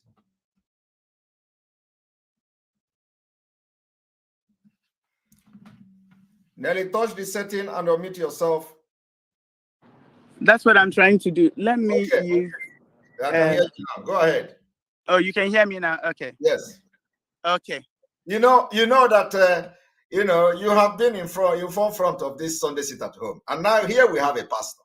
Exactly. Here we have a pastor who actually have been observing it. I was like shocked. I didn't even know that he has been observing this sit at home all this while. Because I would tell some people, look, remember the protocols, what we're supposed to do the first month, second month, and all that. I was following him, but I was like really pretty excited to know that he has been doing these things. Wow. So now, I mean, my people, we don't have any more excuse. This is a pastor, this is a man of God who already know. He got this message. He's implementing it. Please, my people, I'm pleading, even on behalf of this man who has done it. You guys have seen it and heard it with your own ears, seen it with your own eyes. Please, let's continue to sit at home on Sunday. We will sit at home on Sunday. We will sit at home on Friday if the need be. All these economic sanctions, we will apply it. I mean, you don't need anybody to tell us you're not more righteous than him. That is his job. He is a man of God. He lives in the church. But if he can close his church on Sunday, imagine what will happen if all of us follow his footsteps. I want to appreciate Pastor Maxwell for setting this pace. This is something that our people needed, because, I mean, if they don't see, they will think other people who are saying it because they are not pastors or because they are not like, don't own a church. That's why they are not seeing these things. But I really appreciate him because he set the pace. And I'm beckoning on all of us. I'm beckoning on all our men on ground. Let's all put our hands together and make sure we begin to sit at home. And then if the need be, we will add Fridays to this sit at home. So we're going to sit at home on Monday, on Sunday, and Friday if the need be. The economic sanction, everything. You guys heard what this man of God said. Let's all put our hands together. Let us join him and make this work. And I know that very soon, Mazi Nnamdi Kanu will be released. I know that very soon, our flag will be raised because he's coming out with our flag. Thank you all, and God bless you all. I love you, Pastor Maxwell. I love you all, men of God that are going to join in this. Thank you all. God bless you. Bless you, bless you, bless you. And of course, now we are now, thank you, Nelly, for that. We are now also will be looking at extending the sit at home to the other part of Nigeria. So we need to have the comprehensive list of the market leaders in Lagos, in Ibadan, in other part of the southwest Nigeria. Please, if you know you are a good Biafran and you are in those, you are in Lagos, you know, our squad in Lagos, we need to have, in fact, this particular task goes to our squad in Lagos. We need to have a comprehensive list, contact details, address, phone number of the market leaders in Lagos, in Ibadan. We need to engage them. We need to engage them for, you know, for them to understand. Let us know whether they are part of us or they are against us. And of course, the market will be protected because we know at least our markets are safe in the southern Nigeria. But we are not going to people in the north. Those in the north, we don't want them to observe anything. But those in the south, we want you to observe. And then, of course, if that begins to happen, we want to see that every market have beef. Of course, already you have securities, but we need to have beef and security in those markets, because what they will do now, the next is to begin to see how to bomb the market or see how to burn it and all that. That will not happen. It has been happening even without the sit at home. But then just for precautionary measures and all that. So we need to have the details of those who are the market leaders, the Biafra market leaders, the Igbo market leaders in those places. Please, is a task we are giving to those our squad in Lagos. Those are our squad in Lagos and Yoruba land, in other parts of Yoruba land. We need the contact, the details, the name of the market leaders so we can engage them. And then, of course, the issue of military out of our land continue, and the deadline is on the 15th of March. If after the 15th of March and we still see military burning our villages and communities, we are going to take the war to the House of Assembly members. We will take the war to the governors because they are not talking. So for those who will say that military is a federal government, it is federal. It is not federal government. If the military is being sent to kill and burn houses and burn community by the federal government, then the House of Assembly have shown the highest irresponsibility. And let me also inform Biafrans today that it does not matter where these killings and burning of communities is happening. Okay, it does not matter. We want to see if a community is burnt in Imo State. We want to see House of Assembly from Anambra to speak about it. We want to see the House of Assembly in Enugu State to speak about it. We want to see the House of Assembly in Ebonyi State to speak about it. We want to see the House of Assembly in Abia State to speak about it. We want to see the House of Assembly in River State to speak about it. We want to see and hear the House of Assembly in all states that comprises Biafra to speak about that particular burning. So if they refuse to talk, we will hold them responsible. We will say that we have come to, from 15th of March, we are going to hold every House of Assembly member responsible for every carnage committed by the military. They are going to be the one we will face, first of all. We are going to face the political leaders, state executive, first of all, before facing the military. So make it as a declaration that because the State House of Assembly are those who are making laws, and they are making law guiding the state. So if they refuse, they are silent on the siege and the ethnic cleansing and genocide against our people will no longer be tolerated. They are silent, it will no longer be tolerated. So because they have kept silent, since all the killings by the military in Biafra land, you have never had one day where a State House of Assembly came out boldly to condemn the attack by the military. The incessant killing by the military, the extrajudicial killing, kidnapping by the military, they are yet to condemn it. So for that reason, we are going to start holding them responsible. Starting from the 15th March, every House of Assembly member in Biafra land, you will be the enemy. And you are going to pay because we are taking you as part of those bringing the military because you refuse to talk. So let this message get to them, and we are going to stop here today. You are listening to Voice of Biafra. The liberation of Biafra have started, and we are fighting for the freedom of our people, the self-determination of the Biafra people, and we have entered this new dimension. I want to tell everybody today, we are not going to be distracted by anything. Let nobody send me any video of anybody talking about me. Let nobody send me any video of anybody discussing Simon Ekpa going forward. I am not interested in hearing it. I am focused. I want to have focus. That is something, it is time my eye is on the ball. I don't want any distraction, okay?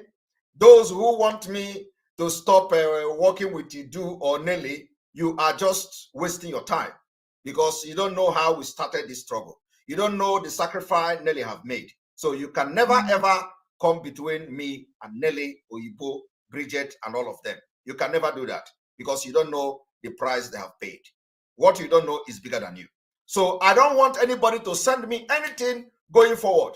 Anybody that send me anything about somebody talking about me, you will be blocked. If you have my personal contact, I will block you, or even if you don't watch this video. So anybody that send me anything going forward from today, that somebody is talking against me, that somebody is telling me this, or that somebody is making video, and so I should watch this. Any video you want to send me, let it be the video that has to do with the politicians. Let it be the video that has to do with the military. Let it be the video or message that has to do with the Nigeria state. Let it be Fulani. Let it be something that will expose the Fulani. Let it be something that will expose the Hausa people, the Northern Caliphate. Let it be video that will expose the government. Let it be video that will expose Umahi. Do not send me anything about somebody talking about me. I am not interested in it from today because what is ahead of us is very, very serious. And we need to stay focused. You need to know that the dimension have changed and the politicians are running.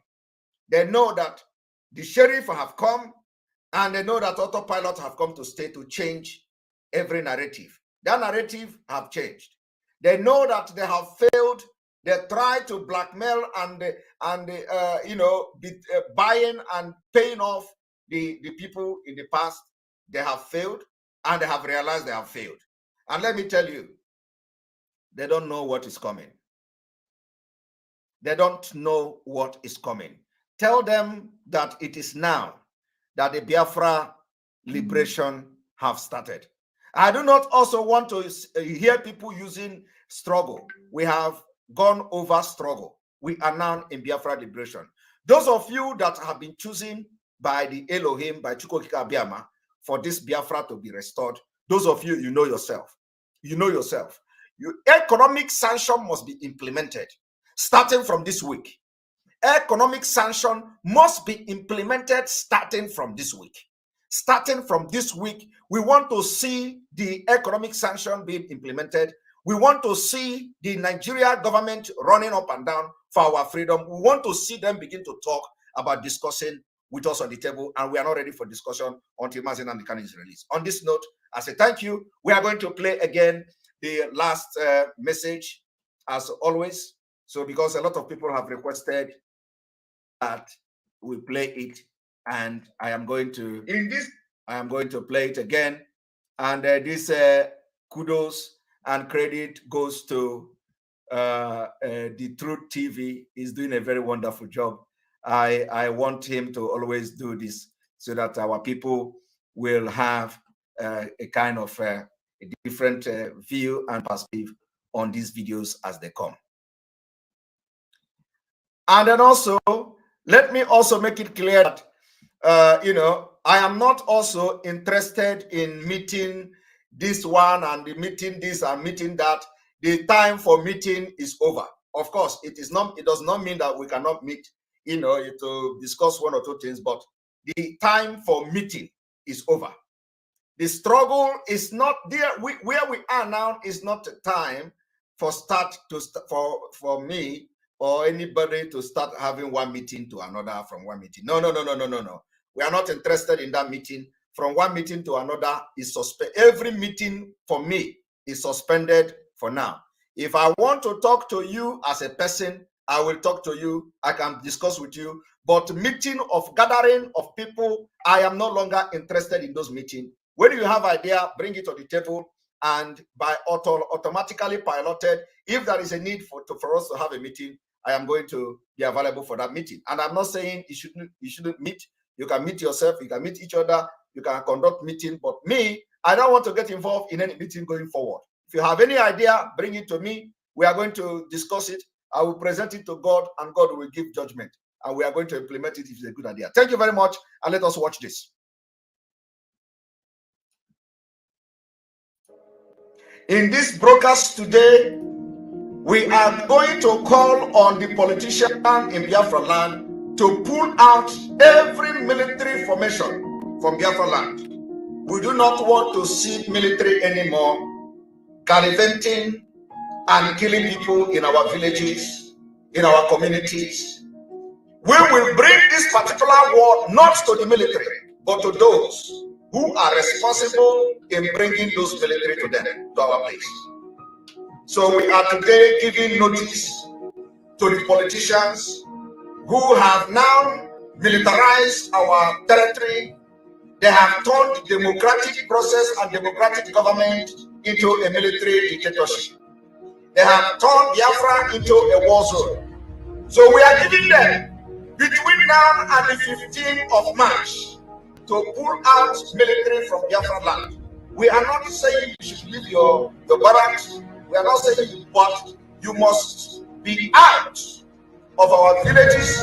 We do not want to see military operation anywhere in Biafra land, starting from the 15th of March 2022. Starting from the 15th of March 2022, if we see any military going around and burning any houses, we will bring war to those who bring them. Not only the military. 27 February 2022. These people, they don't have any other option than to surrender. We know that it's the Fulani herdsmen that are supposed to carry cow, they waka. Now they don't drop the cow, carry gun. But na kick bazaar. How maka hahonaya. Zoological Republic of Nigeria. That they happen for Russia and Ukraine. So Hachebia Maka na la Biafra. Oh, and boys go other Biafra or there too. And keep Baza. From the 15th of this month, from the 15th of this month, if you continue to come and kill our children, kill our women, kill our men and our elderly people, render them homeless, and create IDP camp where there are not supposed to be IDP camp in the 21st century, we are going to bring the war to those who were breaking this military and who ordered them to come to our land. And we know who you are. So we want the politicians between now and the 15th of March to sit up and put Biafra land in order. We don't want to see any kind of chaos anymore in Biafra, except that you want the war to continue in Biafra land after the 15th of this month, and there is no concrete arrangement to pull the military out of our land. We will bring war to every politician in Biafra land, starting from the House of Assembly to the state governors.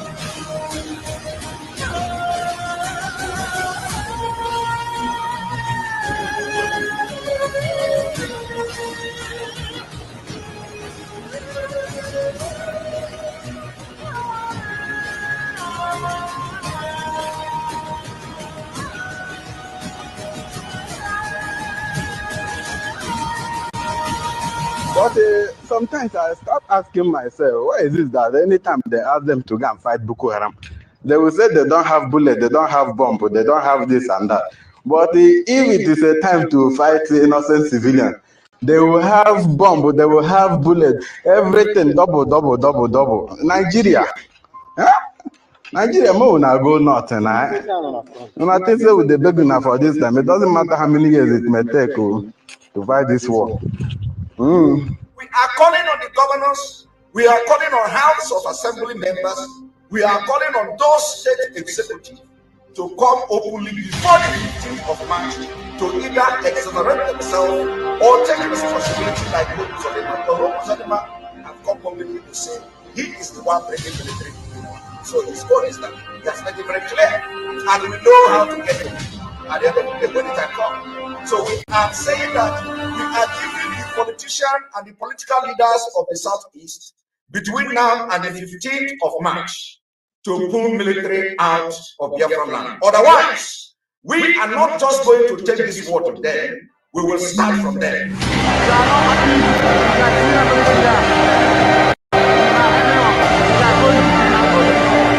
No Python guys can stop us. No zoo forces can stop us. We are resolute, we are determined to get the Biafra. Sit down at home on that particular day. If we see you moving around, you are your owner. Your freedom is in your hands. It is going to be fought inch by inch, block by block. Rooster by rooster. Yes, sir.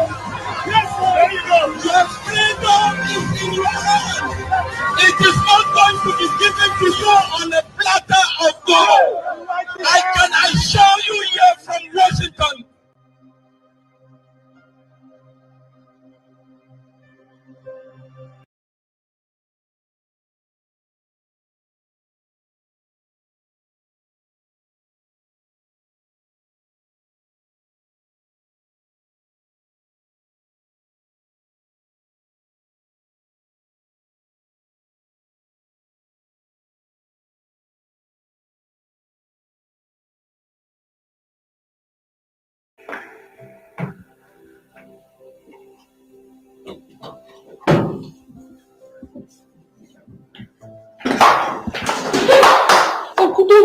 this now. Hey. Why are you calling uncle? You. Me, uncle? Yes. Stop that joke, it's expensive. That beers, yeah? Can't get one uncle. Man. Everywhere in your body is just doing like this. Yeah? Let me tell you what you don't know. Life is all about servicing. We service cars, we service aeroplanes.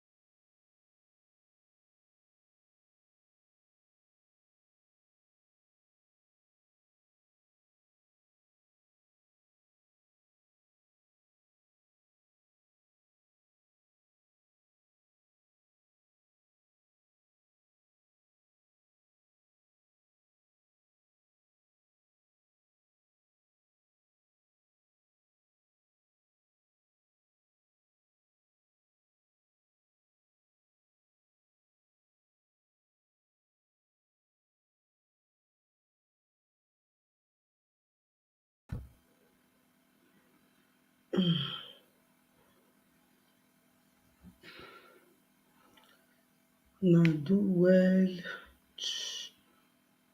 How una dey?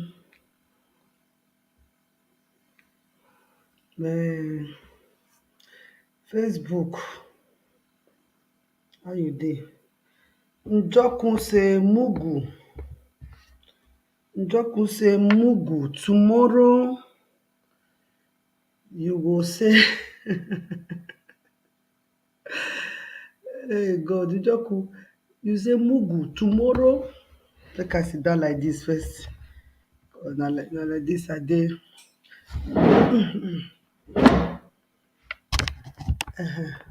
Like this. Come on like this.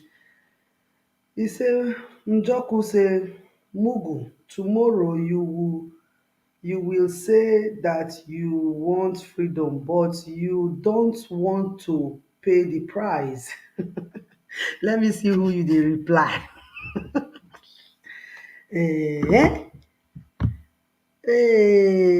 onye jirim star. Onye jirim star. Oluchi Precious Obi Ndewo. Let me see who you reply. When I hear wetin the person talk.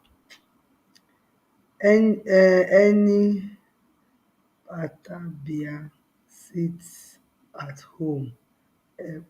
Okay, na sewage rats.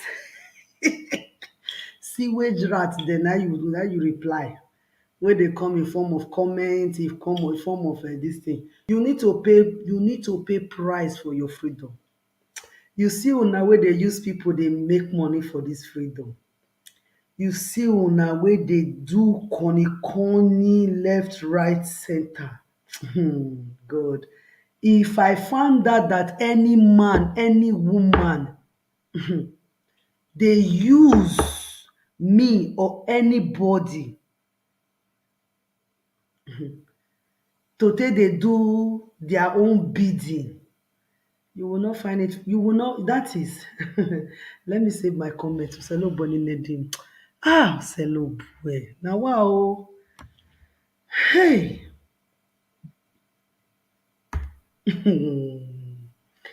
I just the chop finish. It I cook what do they call her? Banga soup, ofaku, especially exactly the way my grandma they cook am. Adande wo njoku no. I see your comment. Your comment they bombard the full head there. They don't want pay price. The only thing that will save you, sit at home, economical sanction. Economical sanctions, civil disobedience, intensify it. Now you go do. Oh God. No wonder. Freedom no gree come. Freedom no gree come. The one wey you dey see say DOS dey do, na you dey see o. Una never know the one wey dey. Hello boy.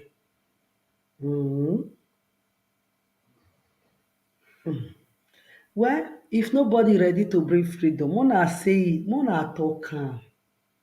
Una stop to dey use biafra dey do the bidding of una pocket. If una no want freedom, make una talk am.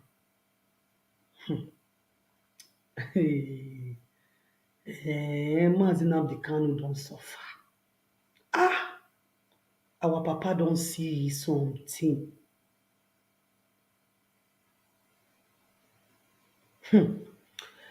Anyway, economical sanctions, sit at home, civil disobedience, that is it. You listen to Simon Ekpa today, you see wetin he do, you see am as he take focus, do the needful today. And he don warn una. All this bontro wey be say dem go dey share video. Chiamaka Ajere, Ibu idiot. If you no take time, your nyash go dey fly worse than DOS. Una nyash no clean. Instead of una to still keep quiet, una dey do anyhow. You think say na audio when somebody sit down talk about person, na that one be your freedom? Na that one be your freedom? Is that your freedom? Is that your freedom? So you send that kind audio now. Una send that kind audio to Simon Ekpa to come make him head go gaga, come dey fight Sophia abi come dey do wetin?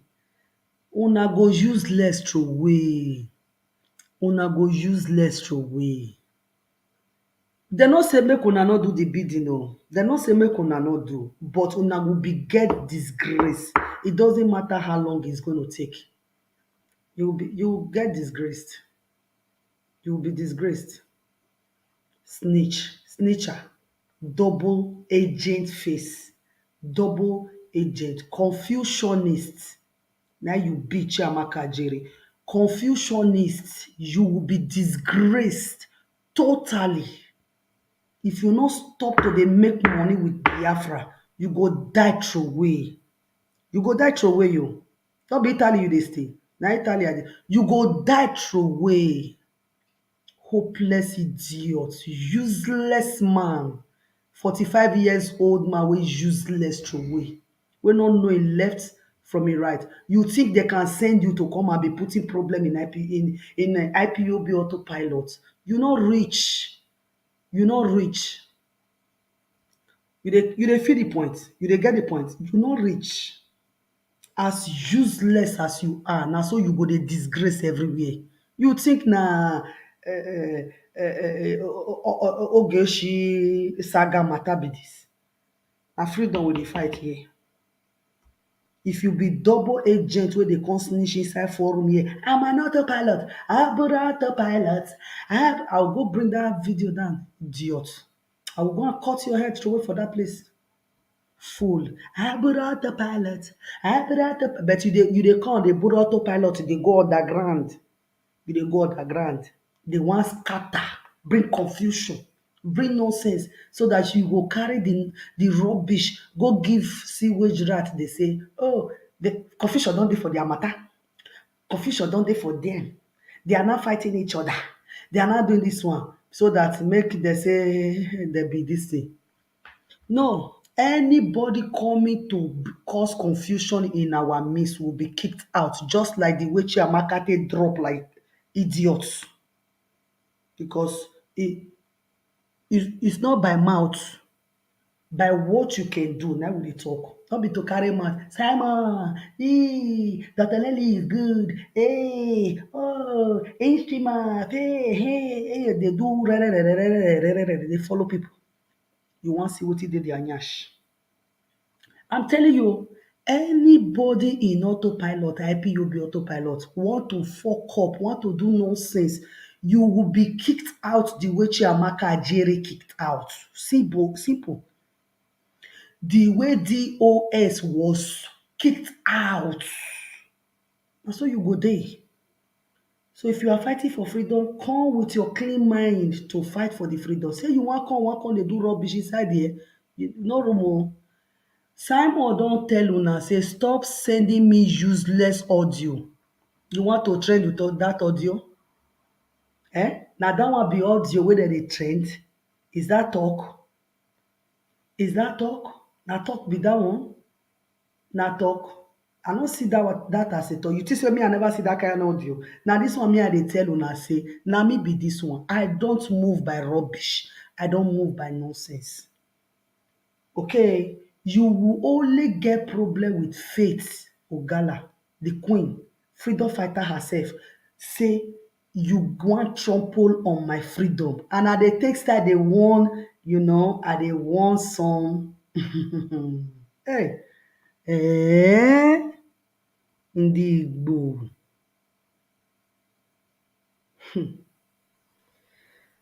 Hey.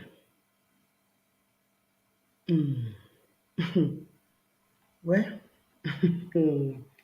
I just hear something wey be say I no fit chop, I no fit finish my food, I no fit wash hand, I just dey like this.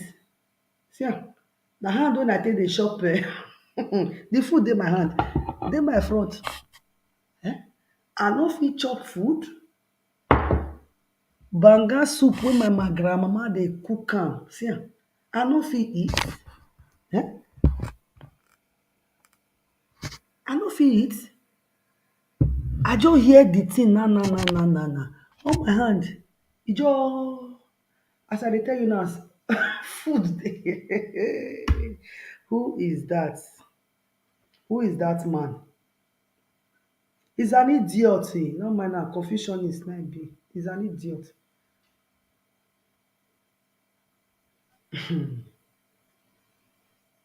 If you talk now, they will say you dey fight Igbo people. You are tribalistic.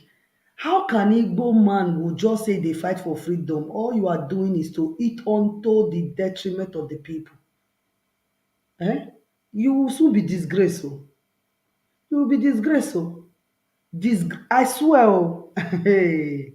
By the time I finish to find that, you will be disgraced. I dey tell you, prepare yourself because not be all head. Every day for the thief, but one day for the owner. And that owner will be me that day to do you rubbish. Hey, it's a low boy.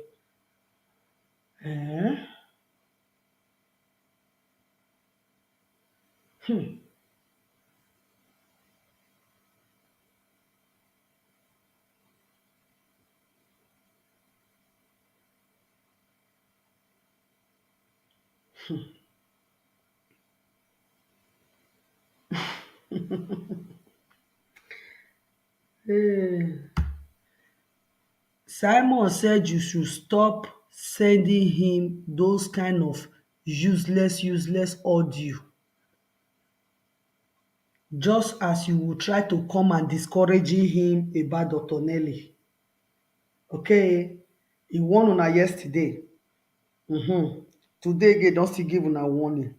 Stop sending him those useless audio. Listen it. Since na your satisfaction be that one for this movement, listen to it as you like and keep it into your anus. Don't give it to anybody. This is one thing I don't like. You see something, you don't know whether if you send this thing to person, whether that person will like it. You will send that because we dey for WhatsApp together. Because we are in WhatsApp together. Keep all your rubbish. The time we are now, not be time wey be say we want to hear any audio that will make person bias, make person vex, all those things. Because you know, say the lady talk about, e call Simon Ekpa name there. Because you know, say the lady, e call Simon Ekpa. So you think say if you send her now something for Simon Ekpa to come out and be fighting her. Just as una dey do the matter, they come ever since. I say we come study una and we know una. And as it stands so, you people have been busted the corner. We una take dey delay this freedom. We have come to patch it. Come to patch it. Patch am. Pachi. Oh, he say you be criminal. He say you be criminal. You want come send that to her, make it come. Make it come dey address that kind talk. No, we are bigger than that now. As it stands, so anybody can come on social media insult Simon. He no see you. He no see you. He no see you. Anybody can come out. I don't know whether I go fit stand am, which I just hope, I just pray make e do one like that. He no see you. Na where im dey go na dey important pass am. All those nonsense rubbish wey una do for Mazi Nnamdi Kanu body, wey una come succeed, come carry am go give our enemy. E no work. Chiamaka Ajeri is one of the confusionists. Very hopeless and useless guy. That idiot wey you dey see so. Very hopeless and useless. Those are men wey be say they never see you. All they want to do na to bring their penis, want to defy you. As you see that useless man so. As you know, I dey wait for your saga. Make I know how to enter you well. Make I know as I go take answer you, because the audio wey you leave, you still dey there say you go saga me. If I saga you, if I saga. Now I tell you, say, if I come for you, if the queen come for you, your wife will be forced to join you for the matter. And by the way, if I'm cursing Chiamaka Ajeri, he's not one of us. Anybody we find guilty that is a rogue in this movement is not one of us. Okay, just as you una dey come out, he's not one of us. He's not one of us. He has never. He's a double agent. Double agent. Now he is not one of us, and he can never be. If you come out na come sag, if your wife no go force to join you, if your wife no go force, I bet my carry away this thing go my room and no fit shout.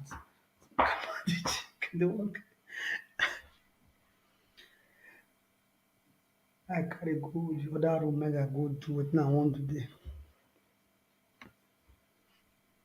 If your wife no forced to join you, to help you for the saga, you go. I tell you. Let me tell you. I dey wait. I'm yet to see the video of your saga. You never see it. You never show it to me. You never send that to me. You see, now they are sending it, sharing it, because Doctor. See, I just received this one now for one of my sister here. Because now Uwa Sophia talk something. Sister Ejiro, they put her for a page. Now another person now they send and they come. Not be now people wey want fight, where they fight freedom be this. So you can't just hear one thing and just ignore it and focus on your freedom. These are the people who come out and be talking. You say they are fighting for no. You how you want a better person now? You they share this kind of thing to me. Even you are sharing it to my my two phone. I see her from computer and I say you share put for my the other phone. You share put. But when it comes to our leader condition, I don't see this kind of it. And which I will call you, sister, talk to you. Don't send this kind of rubbish to me again. As I say now you so, don't send it to me because I have seen it before. And you think I never see this video? Because it's not interested. It's not interested. It's interesting to me.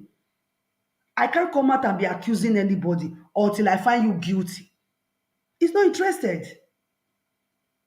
Because when I hear Simon, they use this one, they make money, use Biafra, make money. It trigger una. But you will determine and say you dey fight for freedom. You want freedom, you want Biafra. You are happy promoting a conflict. Two conflict of two people. These are the things. You are happy to promote two conflicts. A thing you will do maturely and do away with it. This audio has been on social media for the past 4 days now, or 3 days. 4 days. 4 days.